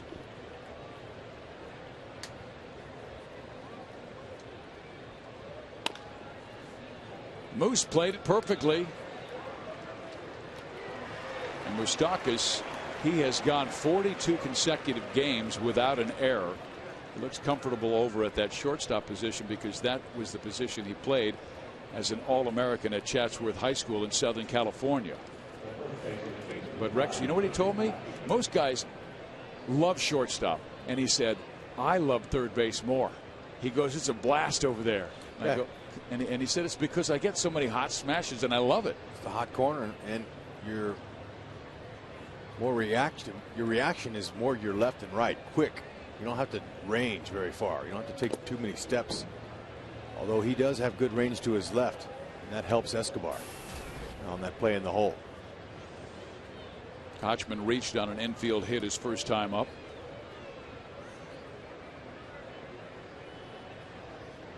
Royals infield moves back to their regular positions. They play Kochman straight up infield and outfield.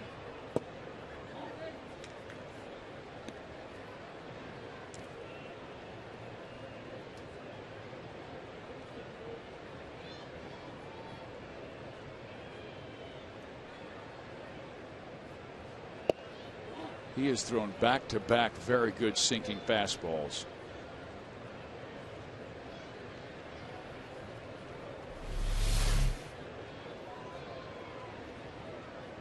Good spot on that corner. Just missed. Dave Island was telling me before the game that, you know, he might be a little strong because of the extra rest, but then again, with that virus he had, he may have a little weakness too. We'll have to wait and see. So far, he's been pitching out of jams. He's looking pretty good. He's been getting some run support, and he has not won a game since August 17th, so he's due. Rex, I think Dave Island has done an outstanding job this year. When starting pitching was a major question mark at the beginning of the season, and even though they lost 2 very good starters in Felipe Paulino and Danny Duffy, the starting pitching has actually improved, and granted, it has gotten much better with the arrival of Jeremy Guthrie.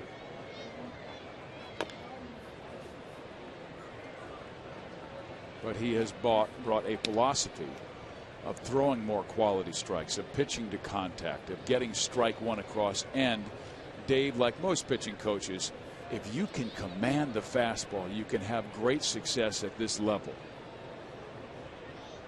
And being accountable.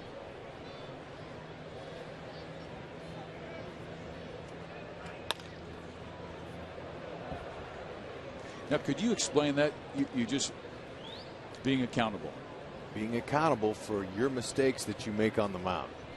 Early in the year, when the starting pitching was going bad, we were reading some comments in the paper about, oh, this guy was lucky here, and you know, he hit my best pitch, or you know, Dave just didn't like some of the things he was hearing, so he just had to say, hey, look, you guys need to be accountable for your mistakes. Don't be blaming anybody or passing it off. You know, be a man. This is a man's game.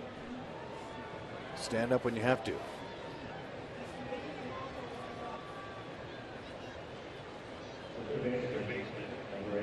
And the Royals' success in the second half this season coincides with the starting pitching improving. Tim Collins has started to move towards that mound to warm up, as Mendoza is nearing that 90 pitch mark. We told you he has not pitched since September 13th in Minneapolis due to strep throat, which caused him to miss an appearance on Wednesday. Backed off until tonight. David Lowe will take care of Lonnie Chisenhall, and Mendoza, despite the strep throat, time off, 1 run allowed in 6 innings. Not bad.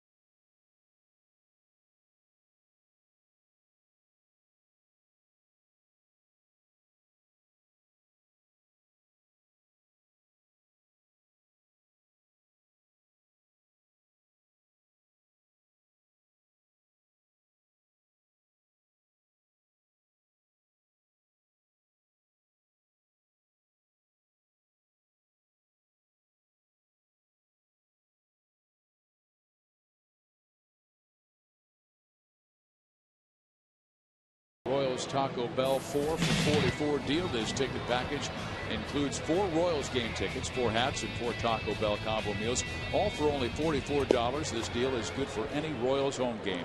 You can get your tickets by going to royals.com/Taco Bell. They got it going on. Eric Hosmer will lead things off here in the bottom of number 6. Eric has struck out and grounded out. He'll be followed by Brian Pena and David Lowe. I told you that Alex Gordon and Salvador Perez given the night off. Gordon had a little bit of a hand problem after that slide at home plate last night. Tied the game, and then Salvi Perez just has a couple of sore hands going on, taking a couple of foul balls off of it.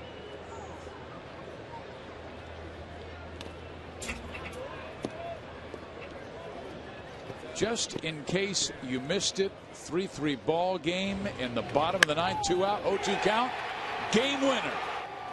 And that ball was neck high. And celebrations on, and way to go, Haas. Way to chip in right there. Give yourself some confidence.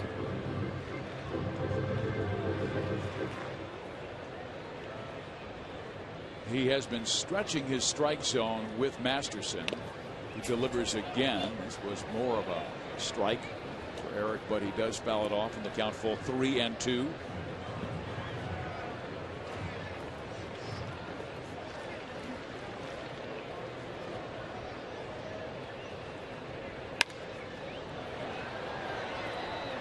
Chisenhall in foul territory. Hosmer is the first out of the 6th inning. Ned Yost mentioned that games against Cleveland here this weekend and then next weekend, that he'll, play some of the guys that were called up and guys that haven't given a chance to play. But against the Detroit Tigers, he'll be going out with the main regular guys that he's been using. And you do that out of courtesy to the White Sox, because the White Sox in Detroit are in a tight race, and typically when a team like the Royals is out of it,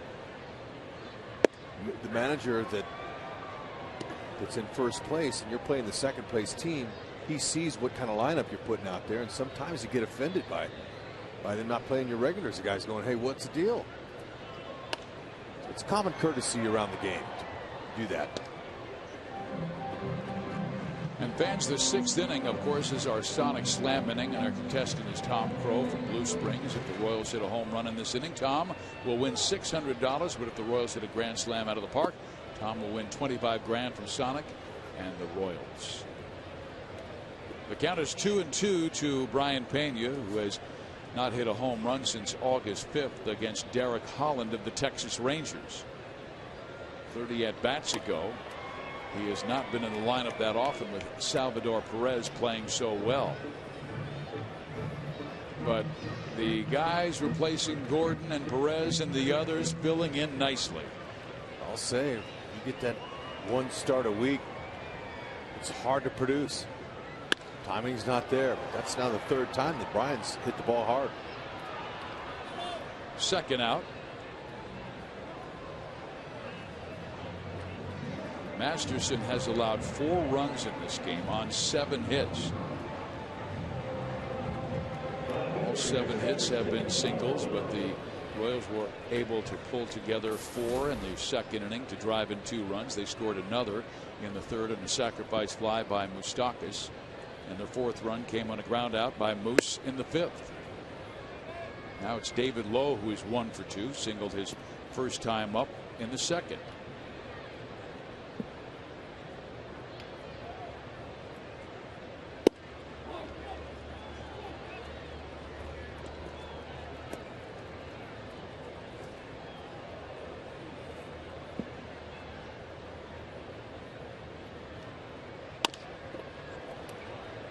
Kipnis takes care of Lowe. We head to the 7th inning of play as Kansas City in search of their 69th win this year.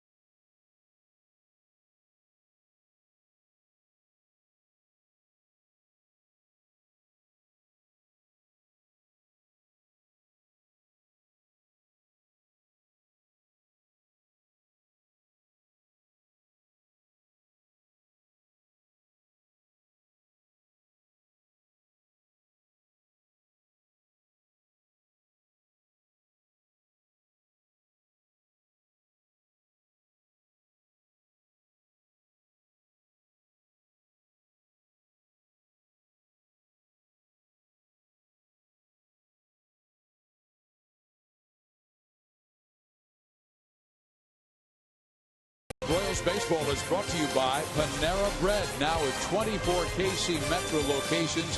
Visit us online at PaneraKansas.com. And by AT&T Uverse, the new wireless receiver from AT&T Uverse. Visit att.com/freeyourtv. Rethink possible. Steve Physiak, Rex Hudler, Joe Goldberg with you at Kauffman Stadium in Kansas City. Royals with a 4-1 lead. They scored 2 in the 2nd, 1 in the 3rd, 1 in the 5th.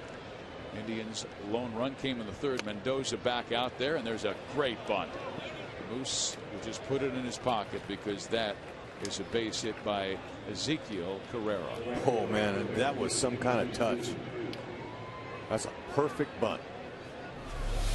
He couldn't catch the ball and then roll it any better. And he does it off the bat there. Moose, he's already in, but you can tell a perfect bunt when a guy's all the way in and you can't make a play on it. So Ned Yost will come out, Rex, and likely make a pitching change because the next pitch will be the 90th, and I'm sure he's a little concerned about Mendoza, what he went through the last week.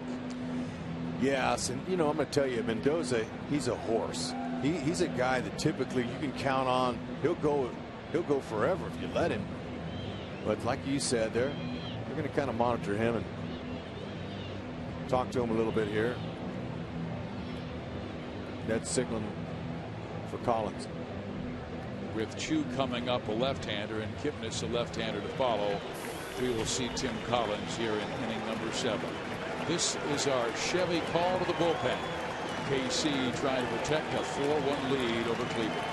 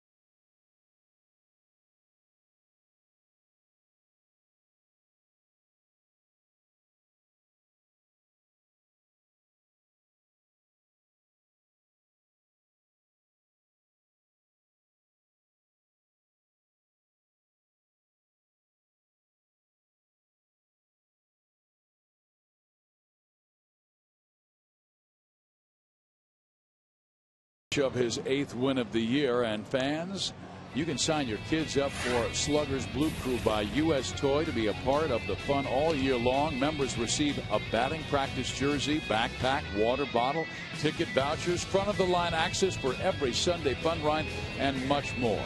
Membership is just $20. Join now at Royals.com/Blue Crew or by going to the U.S. Toy Store in Leawood, Kansas. The new pitcher is Tim Collins. The left-hander comes on to face a couple of lefties in Chu and Kipnis. Cabrera is a switch hitter.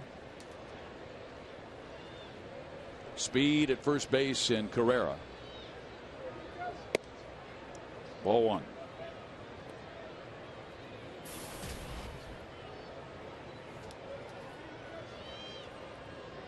Tim has an 0.97 ERA in 34 road outings this year. Conversely, though, his home ERA is over 6. He hopes to change that right here because this is more of a pitcher's ballpark than most of the roadies. But Tim has had a lot of success with Chu. He's punched him out 4 times, but that's his specialty. Strikeouts.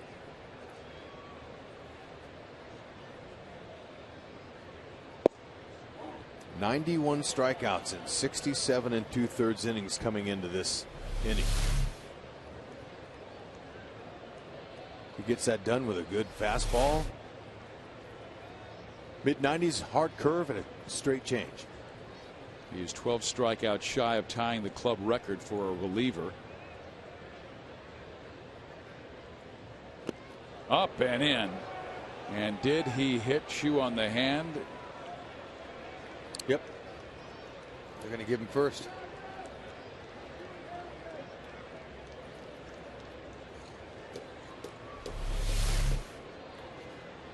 Okay, fastball trying to come in a little bit, hit him on the top of the knuckle, that right hand.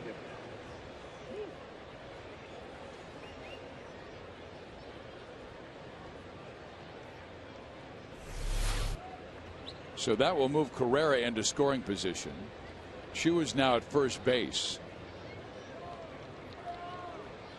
You might remember to start this season in a 3-game series, Jonathan Sanchez hit Shin Soo Choo, who was rather angry. We had both benches empty a bit. This is a flashback to that moment. They got him in the leg, and Chu with the stare down. Humberto Quintero said, "Not so fast, young man." And that forced them to have to throw to Mike Moustakas, who took it on the backside, and we had a little bit more anger.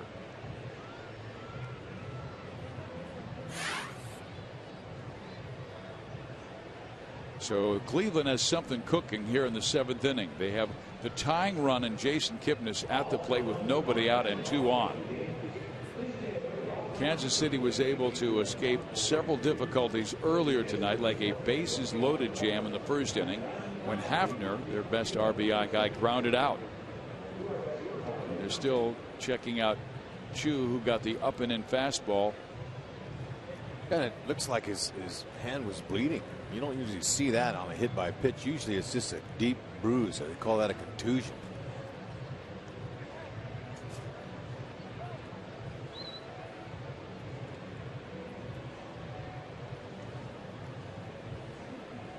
Looks like that when you see that. That's what happened when it nicked him. It nicked him, and it, just took the skin off the top of the skin. 2 on, nobody out, and Collins needs to make a pitch. KC does not have anybody up in the bullpen. It's nothing but left-handers or switch hitters. Kipnis a lefty right now, and then Cabrera and Santana are both switch hitters.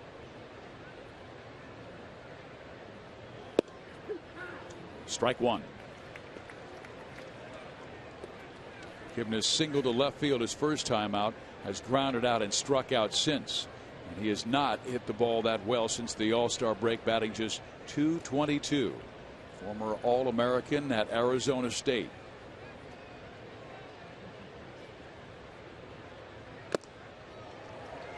Chased one out of the zone.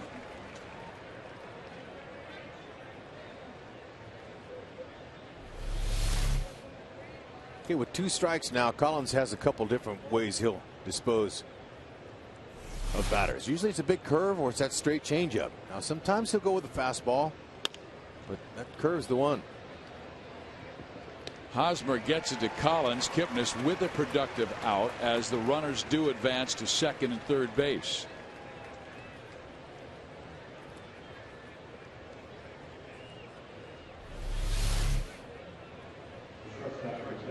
Boy, Hosmer's very reliable. Excellent range, soft hands, and he throws a dart. That's good. Throw it hard to the pitcher. A straight shot to him. Don't lob it. Throw it at him firm, and it's a little bit easier for the catcher to catch, or for the pitcher to catch that one on the run like that. Now, probably the most dangerous hitter in this Cleveland lineup, Asdrubal Cabrera, who has sacrificed, singled, and doubled in this game. He's batting from the right side for the first time. Ball 1.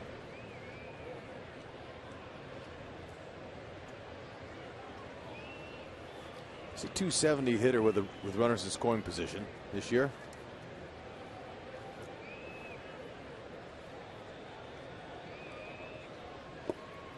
In the dirt.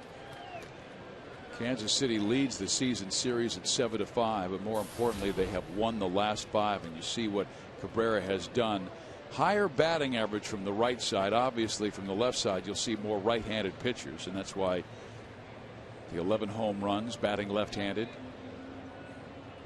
He hit 25 home runs last year while driving in 92.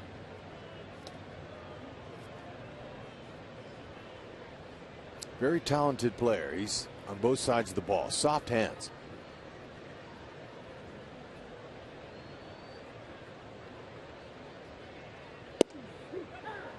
Collins gets the strike across.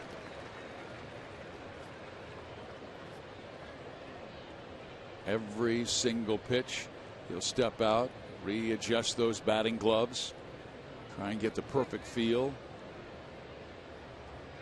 like years ago with Nomar Garciaparra. Here's the 2-1 on his hands with 94.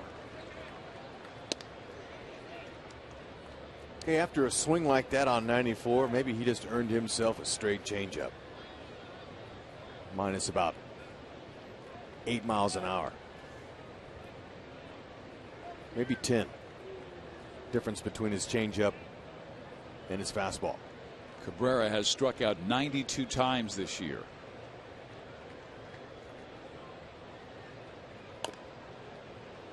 He hooked him.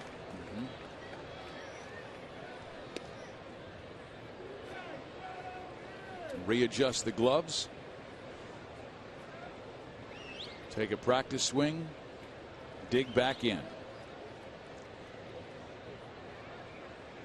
Collins was behind 2-0. Now he's fought back to even the count. He hasn't thrown that changeup yet.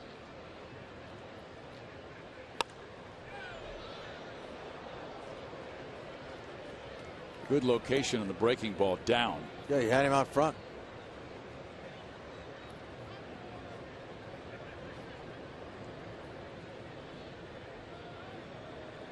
Biggest moment of the game. Kansas City leading by 3, but Cleveland has speed on second and third base. Carrera at third, Chu second.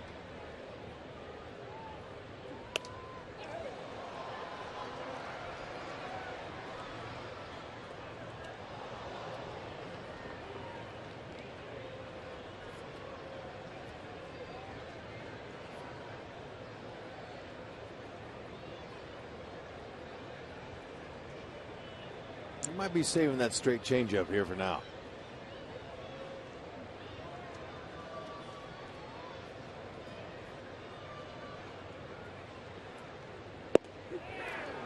Beautifully thrown fastball at 94 miles an hour. Cabrera does not like the call from Gary Cederstrom, but he is gone. Oh man, you said it. Perfect location. Stayed with the hard fastball. Pena moved outside. And it's exactly where he wanted it. Runners at second and third with 2 strikes on you. You got to be hacking. But now an even more difficult at bat. Carlos Santana.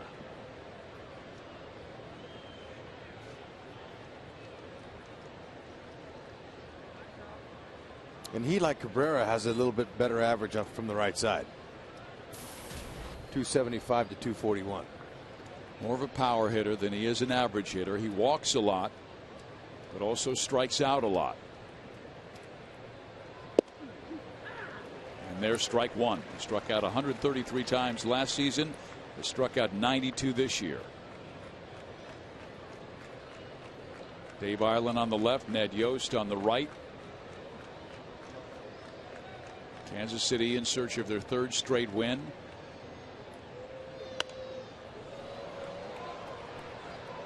Oh, 0-2.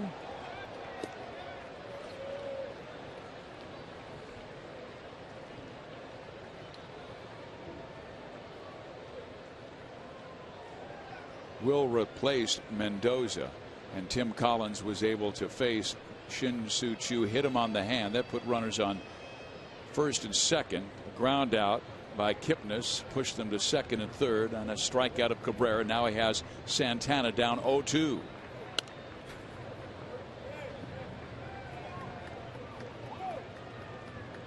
So that's back-to-back fastballs. And like I said, that straight changeup to me is one of his best pitches. Obviously, he's not using it tonight, but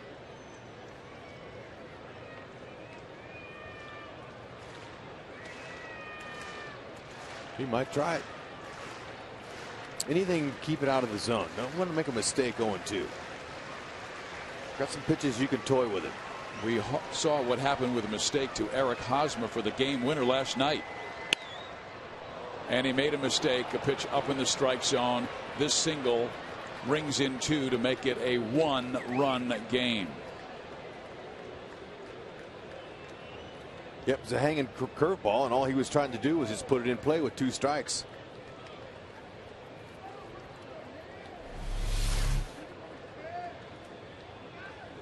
You can see how that ball was up. If it's down, he might swing and miss at it, but that ball, it started up around neck high, and that's what you call seeing the ball up. As a release point, he saw it, and he was able to put that foot down, that flamingo style leg kick, put it down, and then waited to pause and then hit it because it was up.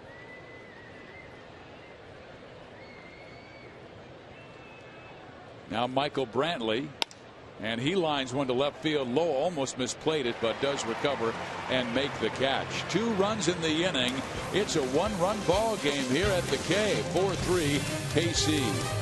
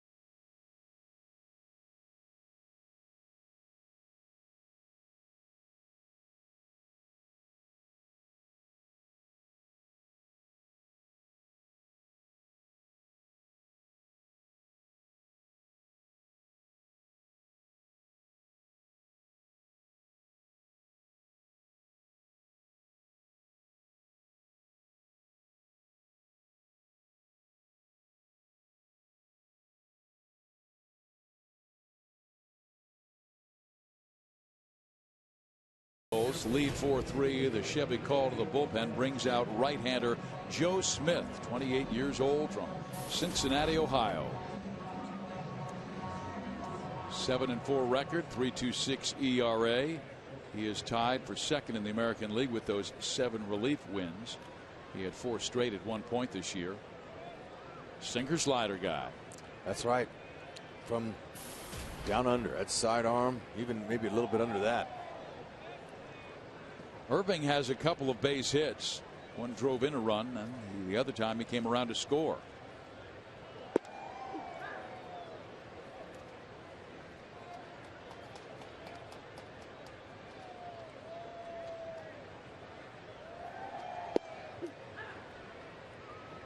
So Falou quickly down in the count against Joe Smith. 0-2.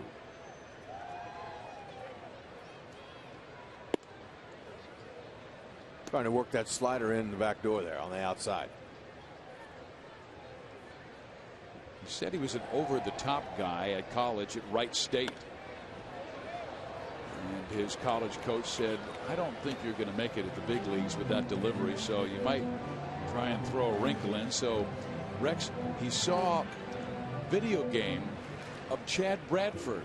Remember him, of the Oakland A's, who almost would hit the dirt with his pitch, and he said, you know, I'll try it the way Chad Bradford gets guys out. Yeah, and what that does, it creates deception, especially to right-handed batters. Lefties have a little bit fairer chance to make some solid contact because the ball's sliding in on it.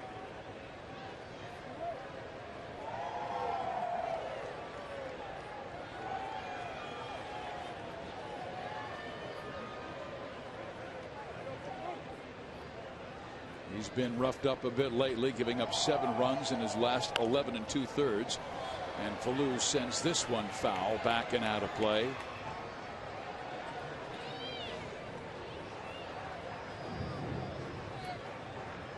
Game 1 of a 3-game series between the Royals and Cleveland Indians. Will Smith and Ubaldo Jimenez tomorrow.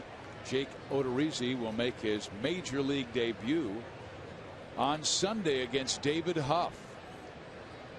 We want to be there for that on Sunday afternoon.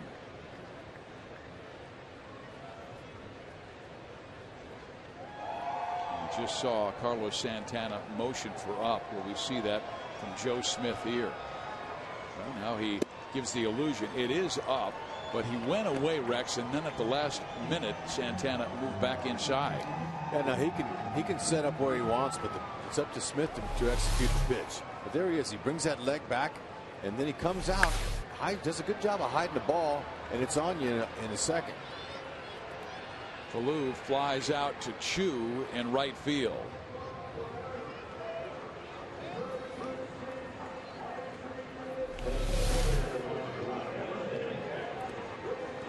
Stays down low. That's that high fastball there. That's almost a riser, especially from that down under sidearm position. See, but he ends up in good fielding position. But like I said, it's about the deception and the break of the slider that comes in on lefties. He has another lefty here in Gerard Dyson, and Dyson takes strike one. Dyson's been on twice with a walk. He scored a run, singled in the 5th inning. And that was an opportunity for the Royals to really bust the game open. They had the bases loaded, 1 out. And Jeff Francoeur hit the ball sharply, but right at the second baseman, Kipnis, who ended the threat with a 4-6-3 double play.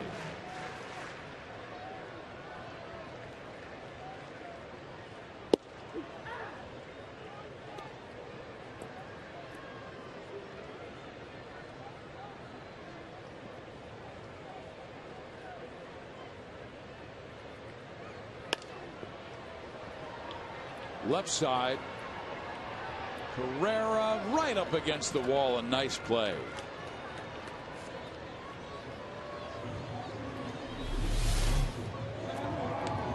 Okay, you got to know where that wall is. So you get closer to it, you peek at it, he just jumped just to make sure he didn't crash into it.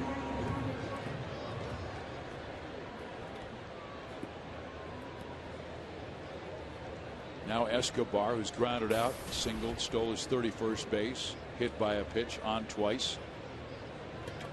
Trying to get that batting average back up to 300. And Joe Smith delivers strike one.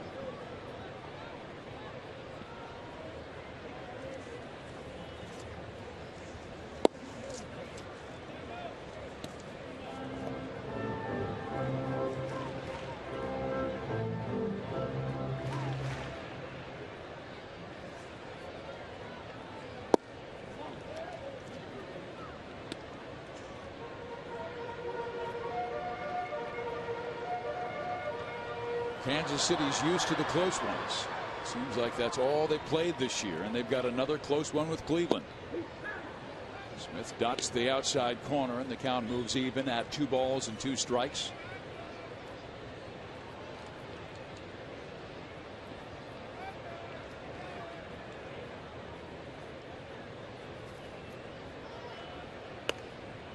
Good rip by Escobar, but punches it foul.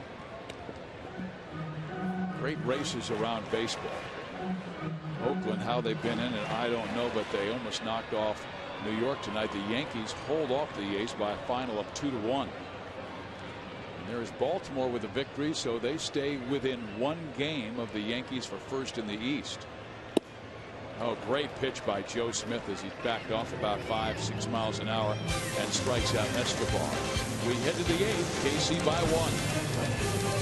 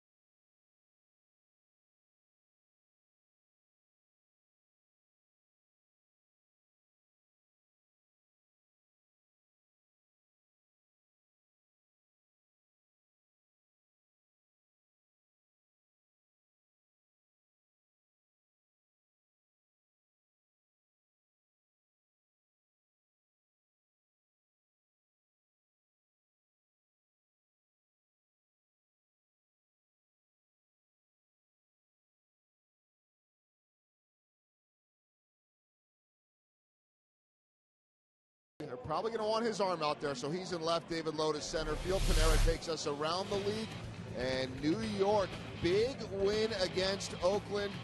That game, a final in 10. Detroit and Minnesota rained out, so they've got a doubleheader on Sunday, meaning the White Sox can pick up some extra ground here tonight. Baltimore 4-2 over Boston as the Orioles stay right in that race. Tampa Bay all over Toronto, still hanging around, but a long ways to go. LA and Chicago getting going early. Texas and Seattle, same for them.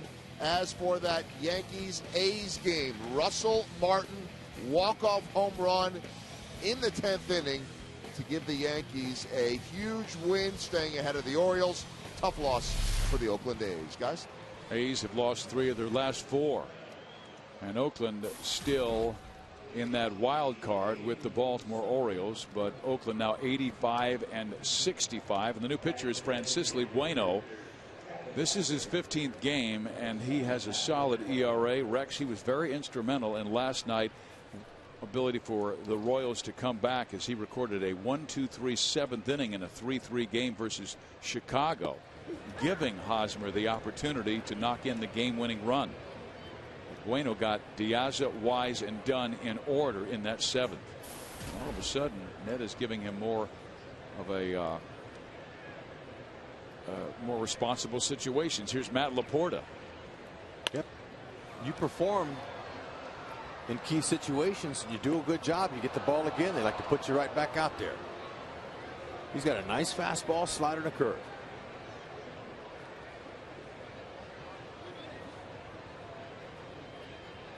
Laporta is known for his power, and that's what Cleveland needs down by 1 run.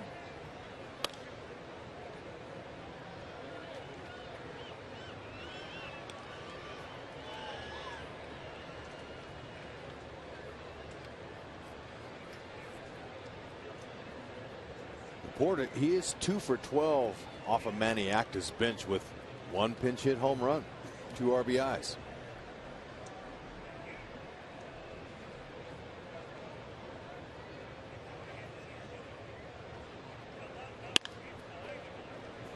Base hit left field. Let's ask our AT&T trivia question.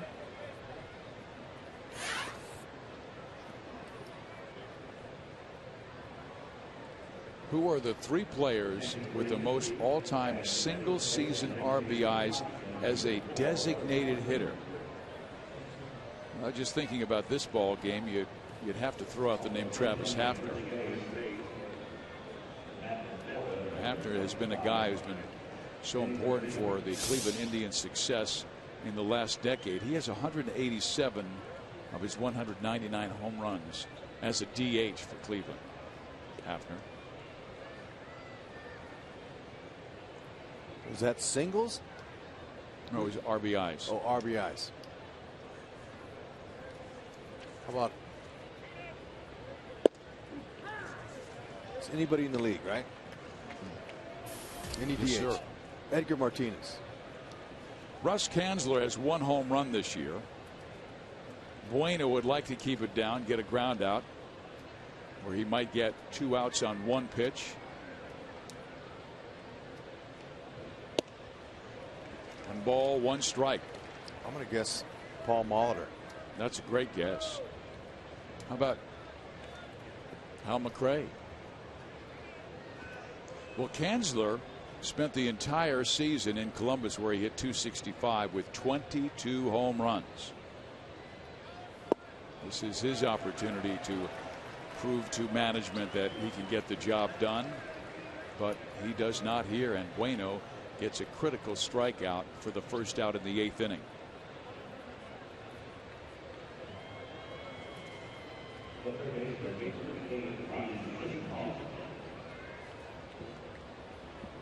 Okay, we got trivia question. We've got a couple of them. I think we got 2 right already. Do we? Here is Lonnie Chisenhall, and he rips the first pitch from Bueno foul. So Francisco might say, I don't think I want to throw this young man that pitch again. Keep her down. Let's see if you can get 2 with 1 pitch. Chisenhall has grounded to a double play already once tonight. That came back in the 4th inning. He's grounded out twice, flied out to left once.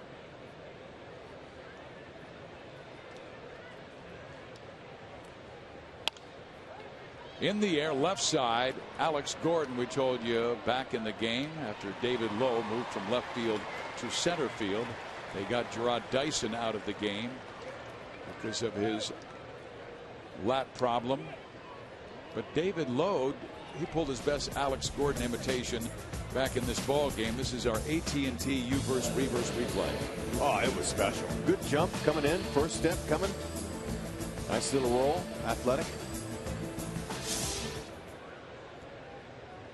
Now Ezekiel Carrera dropped a beautiful bunt base hit his last at bat. Rex, this is a great opportunity for Bueno. He was one of the top guys for the Cuban national team. Royals were able to sign him even at an advanced age. He's 31. But you know those situational lefties, they can go to their 40s. Got to throw strikes. And he has this year. He has tonight. That'll help. Escobar gets the 4s, and Bueno does another Bueno job. I'll say.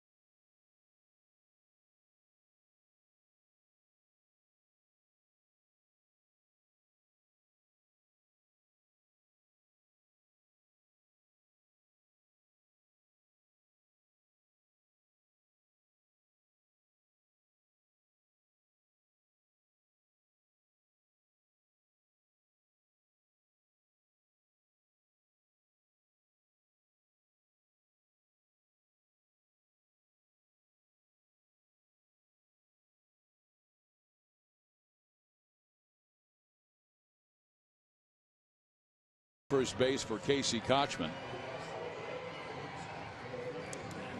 Hey fans, follow the Royals with the MLB.com @Bat12 app for your iPhone, iPad, Android, BlackBerry, and Windows Mobile. Get live audio, pitch tracking, video highlights, and more. Text @Bat to 31826 or visit Royals.com for details. The new pitcher will be Cody Allen. He's a young right-hander who enjoyed a quick ascent through the Indians system after being selected in the 23rd round of the 2011 first-year player draft out of High Point University. And you rarely see a guy taken that low make it to the big leagues this quickly. When you have a 95-mile-an-hour fastball and a power curve and you're a fearless competitor and you go after people, you can get here quickly. He has started 2-0 with Mike Moustakas. Moose has driven in a couple of runs, one on a sacrifice fly, the other on a ground out.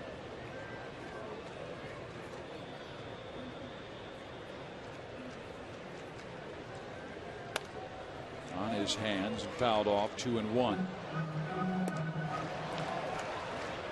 Well, the next guy to hit 100, we asked this question earlier in the game. We're expecting Billy Butler to reach that milestone this year, but right now they say Salvi Perez, 31%. There is a shot to right field by Mike Moustakas, so he is on base for the first time, even though he has a couple of RBIs. Rex, the only reason I didn't pick Salvador Perez was because a catcher doesn't play every single day like Hosmer or Gordon. Yeah, but you know what? Batting fifth, he's going to be cleaning up some people that Billy. I agree, but that's the only reason I didn't go with Salvi. So let's answer our trivia question. Who are the 3 players with the most all-time single-season RBIs as a designated hitter? David Ortiz. How about Mike Sweeney? David Ortiz. Edgar Martinez. Oh, yeah, that's a good one. And Al McRae. Look at that. 133 in 1979. Was the Royals' designated hitter. Edgar's one of the greatest right-handed hitters you and I have had a chance to see. And Billy, one of the better designated hitters in the game in the American League. We'll be seeing his name in a lot of trivia by the time his career is over. No question. He still is just 26 years old. Hard to believe. And he's close to 1,000 hits already.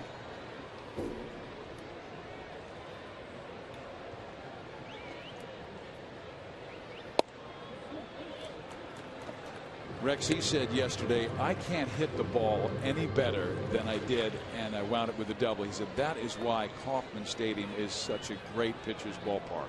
He said I absolutely crushed a 99-mile-an-hour fastball, and I wound up with a double.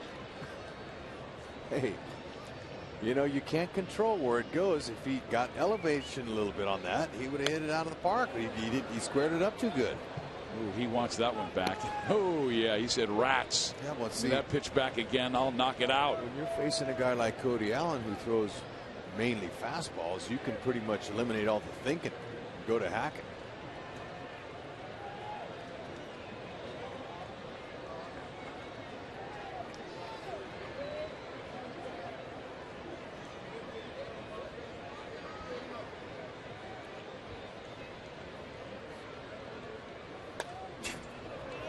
Well, they got Billy to chase away and struck him out back in the 3rd inning on a pitch that was about a foot outside the strike zone. But Masterson gives that illusion that it's going to be a strike. This guy is more over the top.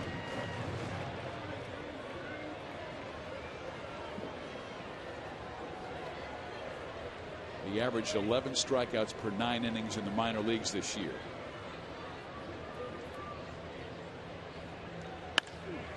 That'll work. Moustakas stops at second. When you see a guy that comes in throwing fastballs, you know it's coming. You got a better chance of squaring it up, and that's what we've seen here with both Moustakas and now Billy Butler squaring up a couple of pitches off of Allen. That was his 940th hit, and now he'll come out for a pinch runner, Jason Boussois. Well, Francoeur has bunted once for a base hit this year. I mean, he has already grounded into a double play, and he does strike the ball on the ground quite often.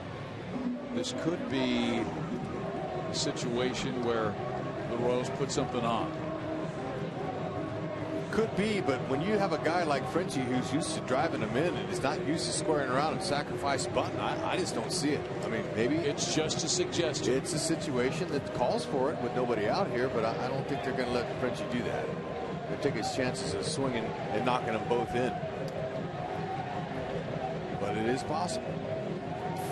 Francoeur singled his first time up, but the last 2 at bats he has grounded out, once to short and the other time to second base. Maybe Ned Yost is going on a hunch here. He says, you know, this is a young man whose nerves have to be rattled a little bit. What if he makes a mistake over the heart of the plate to a guy, Jeff Francoeur, who has hit a few home runs in his career? Right, and the pitcher he's facing throws hard fastballs. Those are harder pitches to bunt. That's why I'm saying he's going to be swinging away here. Especially the way the last 2 hitters have squared up the ball. Ball 1. If you're Francoeur, What are your thoughts? Looking for a pitch out over the middle and then going to drive it right back up the middle. Are you saying anything middle in, stay away from? Anything out over the plate. The plate's 17 inches wide. Doesn't have to be right down the middle to make solid contact and knock in a run or two. So he's up there looking for something firm. Unless he gets fooled on a big power curve, and he has one, but I haven't seen it. He has not been able to get ahead. Moustakas, Butler, and now Francoeur. Jeff. Oh, what a nice play by the third baseman Chisenhall. Safe at first is Francoeur. That looked like it was going to be down the line and into the corner. That could have been Frenchie's third hit tonight easy. He's really been all over the baseball. Got a hit his first time up. Crushed one into a double play to the second baseman. His third at bat, and that one he hits hard there, but he's good. Hustle beats it out. So now with Eric Hosmer coming up, Manny Acta will go to the left-hander that he's had warming up in the bullpen. Some kind of play by Chisenhall, though.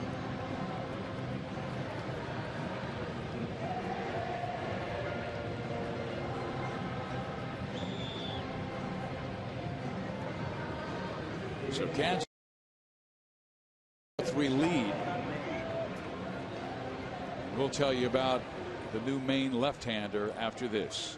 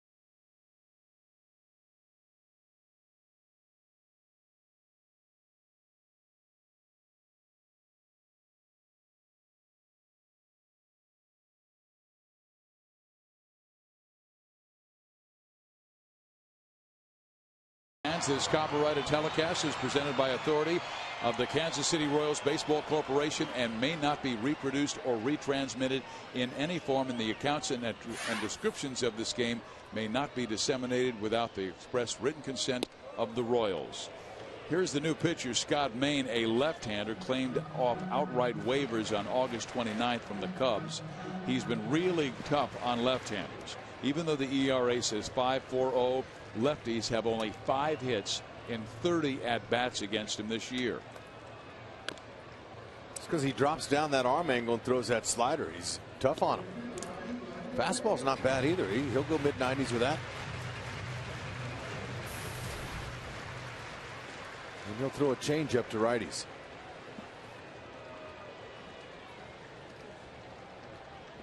Eddie Rodriguez giving Moustakas some information on what to do. Bloop to left field. Moustakas will tag, and that's a good at bat by Eric Hosmer. A sacrifice fly to give Kansas City a 2-run lead.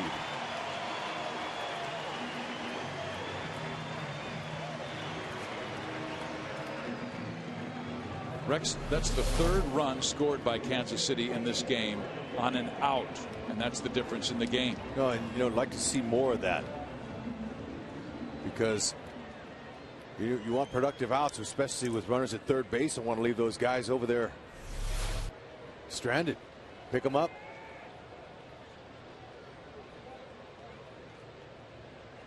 But like you mentioned, Hosmer, he shortened up his swing, and he tried to just get him in third instead of trying to overswing and hit a big home run. Sacrifice fly by Moustakas, a ground out by Moose, and a sacrifice fly by Hosmer. That's 3 runs. And now Brian Pena swings and misses, and the count moves to 1-1.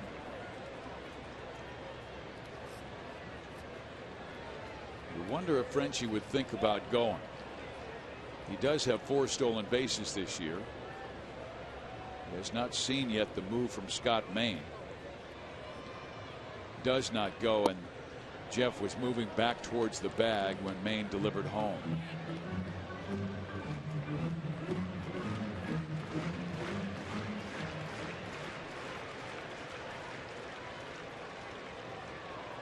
That's a nice insurance run we just got.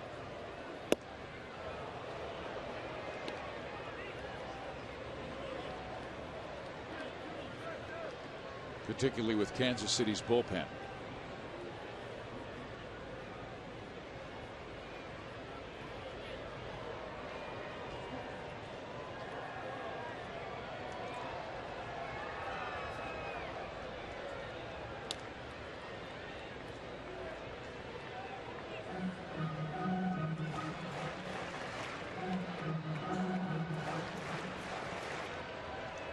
Royals will not have another day off this year.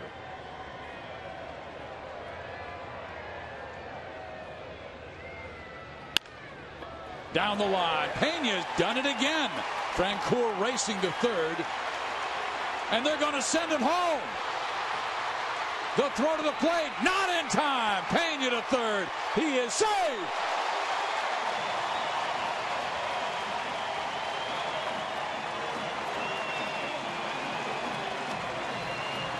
Hey, what? There's a little icing on the cake, and Pena having an outstanding game.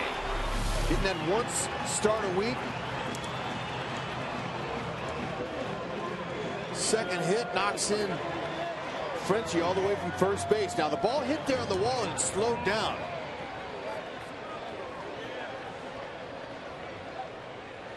And Carrera couldn't get the throw all the way to home. Pena's hustling all the way.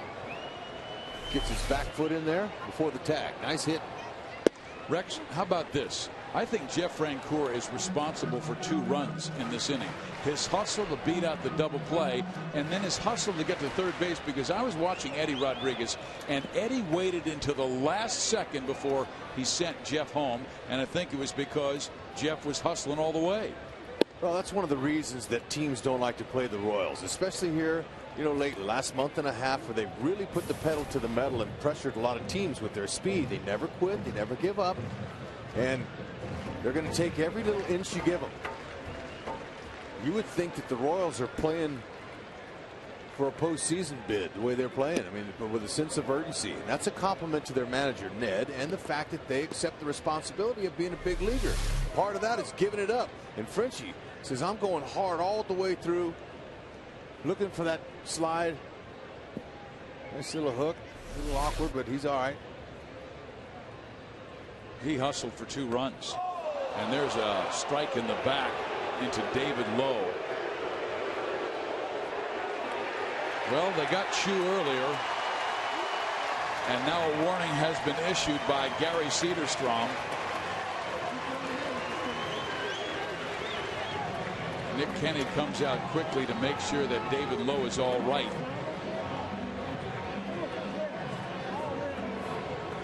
And Ned Yost will join him.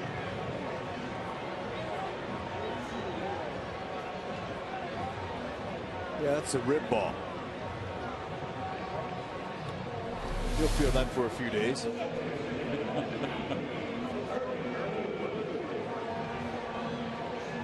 And when that happens, you know, sometimes it takes the wind out of you, but you know it feels like you just got punched in the side. I mean, it hurts. So it'll mark him. And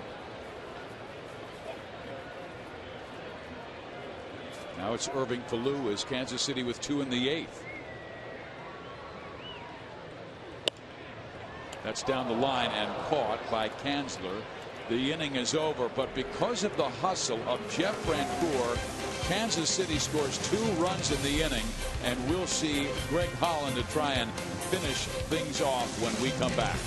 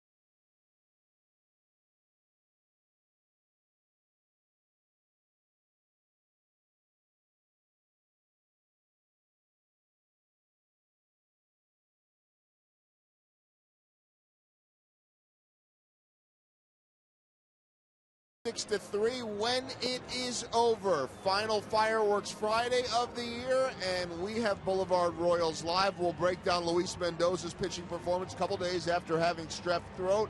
Talk about the Royals finding ways to get those runs in tonight, reaction, and much more. And we've got Jeff Montgomery here right now, so let's talk about Greg Holland. Monty, he's taken over the closer's role.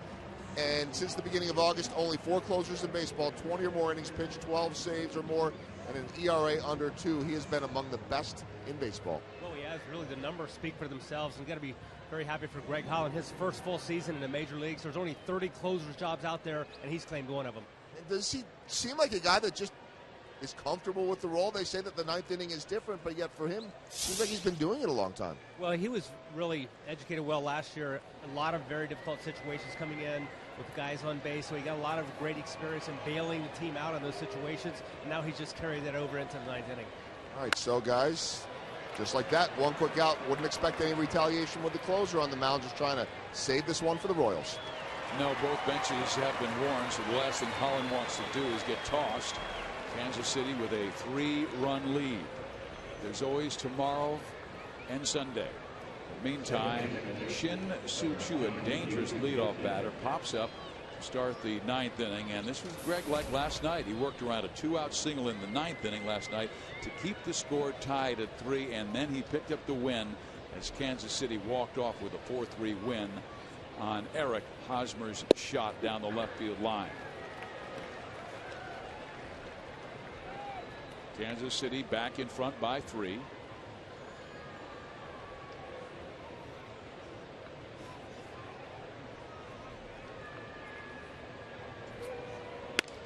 Kipnis skies it to center field. David Lowe, long run. Will he get there?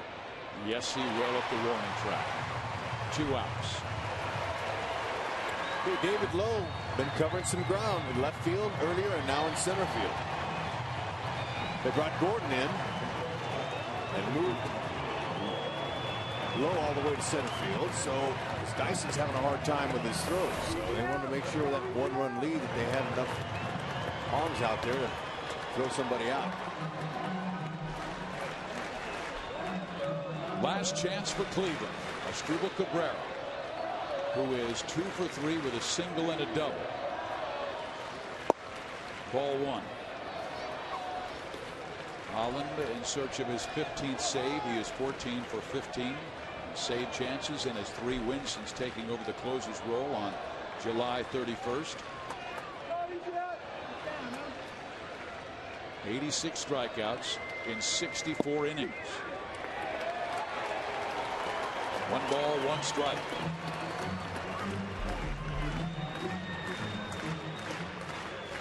Royal fans saw The Royals take 2 of 3 from Chicago. They lead the Central.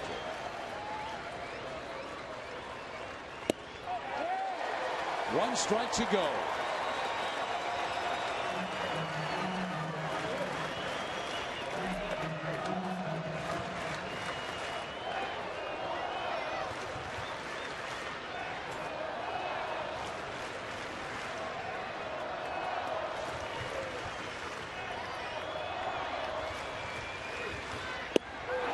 Struck him out. Greg Holland with his 15th save. Moustakas drives in a couple. Francour's hustle. And Kansas City gets their 69th win, their 3rd straight. And Rex, it's like you talked about in the open, where you said they have taken care of Detroit, they have taken care of Chicago, but they have to focus on the teams that are under 500, and they came with a great deal of determination tonight. That's right, and I tell you, they play just as hard against these Cleveland Indians as anybody else, and that's just a sign of the day-to-day duties of this ball club and the fact that they've got tremendous weapons on the mound and with the bats in their hands. Brian Pena, special night for him. Falou, great job on defense. So the guys that are getting a chance to play, they're showing Ned and the Royal Brass that they're worthy big leaguers. You're exactly right, Hud. Falou with a couple of hits, a run scored, an RBI. David Lowe with a knock. He also had a couple of fine catches. Brian Pena, a single, a double, a couple of RBIs, and a run scored. The guys who replaced those who were a little wounded did a great job. Well, right now, Brian Pena is with Joe Goldberg. Fizz, thank you very much. What a night for Brian Pena, as he had a couple of really big hits in this one. But as I know every catcher wants to do, you want to start off by talking about your pitcher. And Luis Mendoza, a couple days after strep throat, what made him so effective? He did a great job for us. You know, he was keeping the ball down, and he was mixing it up pretty good. So I feel like, you know, he did a great job for us, and, you know, all these beautiful fans, and they deserve a win like that. Couple of really big hits for you tonight. Just take us through that, the ability to drive in some runs. Well, I feel like I was trying to get up every time that I got opportunity to go out there and trying to do my job. I'm trying to do my best. You know, it's kind of hard for me because sometimes I feel like I put so much pressure on myself. But you know, I got a conversation with Ned and Sizer, and they told me just relax and go out there and trying to do my best. And that was what I did. And you know, I owe that to my mom. Happy birthday, and my beautiful family that are here. We mentioned that it was your mom's birthday yesterday, and so a little shout out to her. Yeah, mami, felicidades, te quiero mucho, que Dios te bendiga.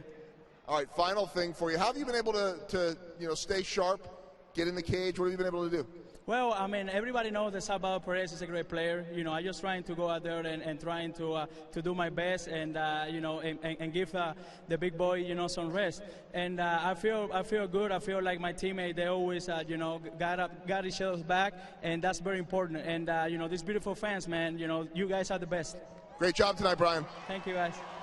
Brian Pena, the offensive hero tonight. We go back upstairs to Steve Physiok and Rex Hudler. It was really textbook baseball, and in the very end, you want to give it to a good bullpen. They did that, giving it to Greg Holland. 15th save this year with a strikeout.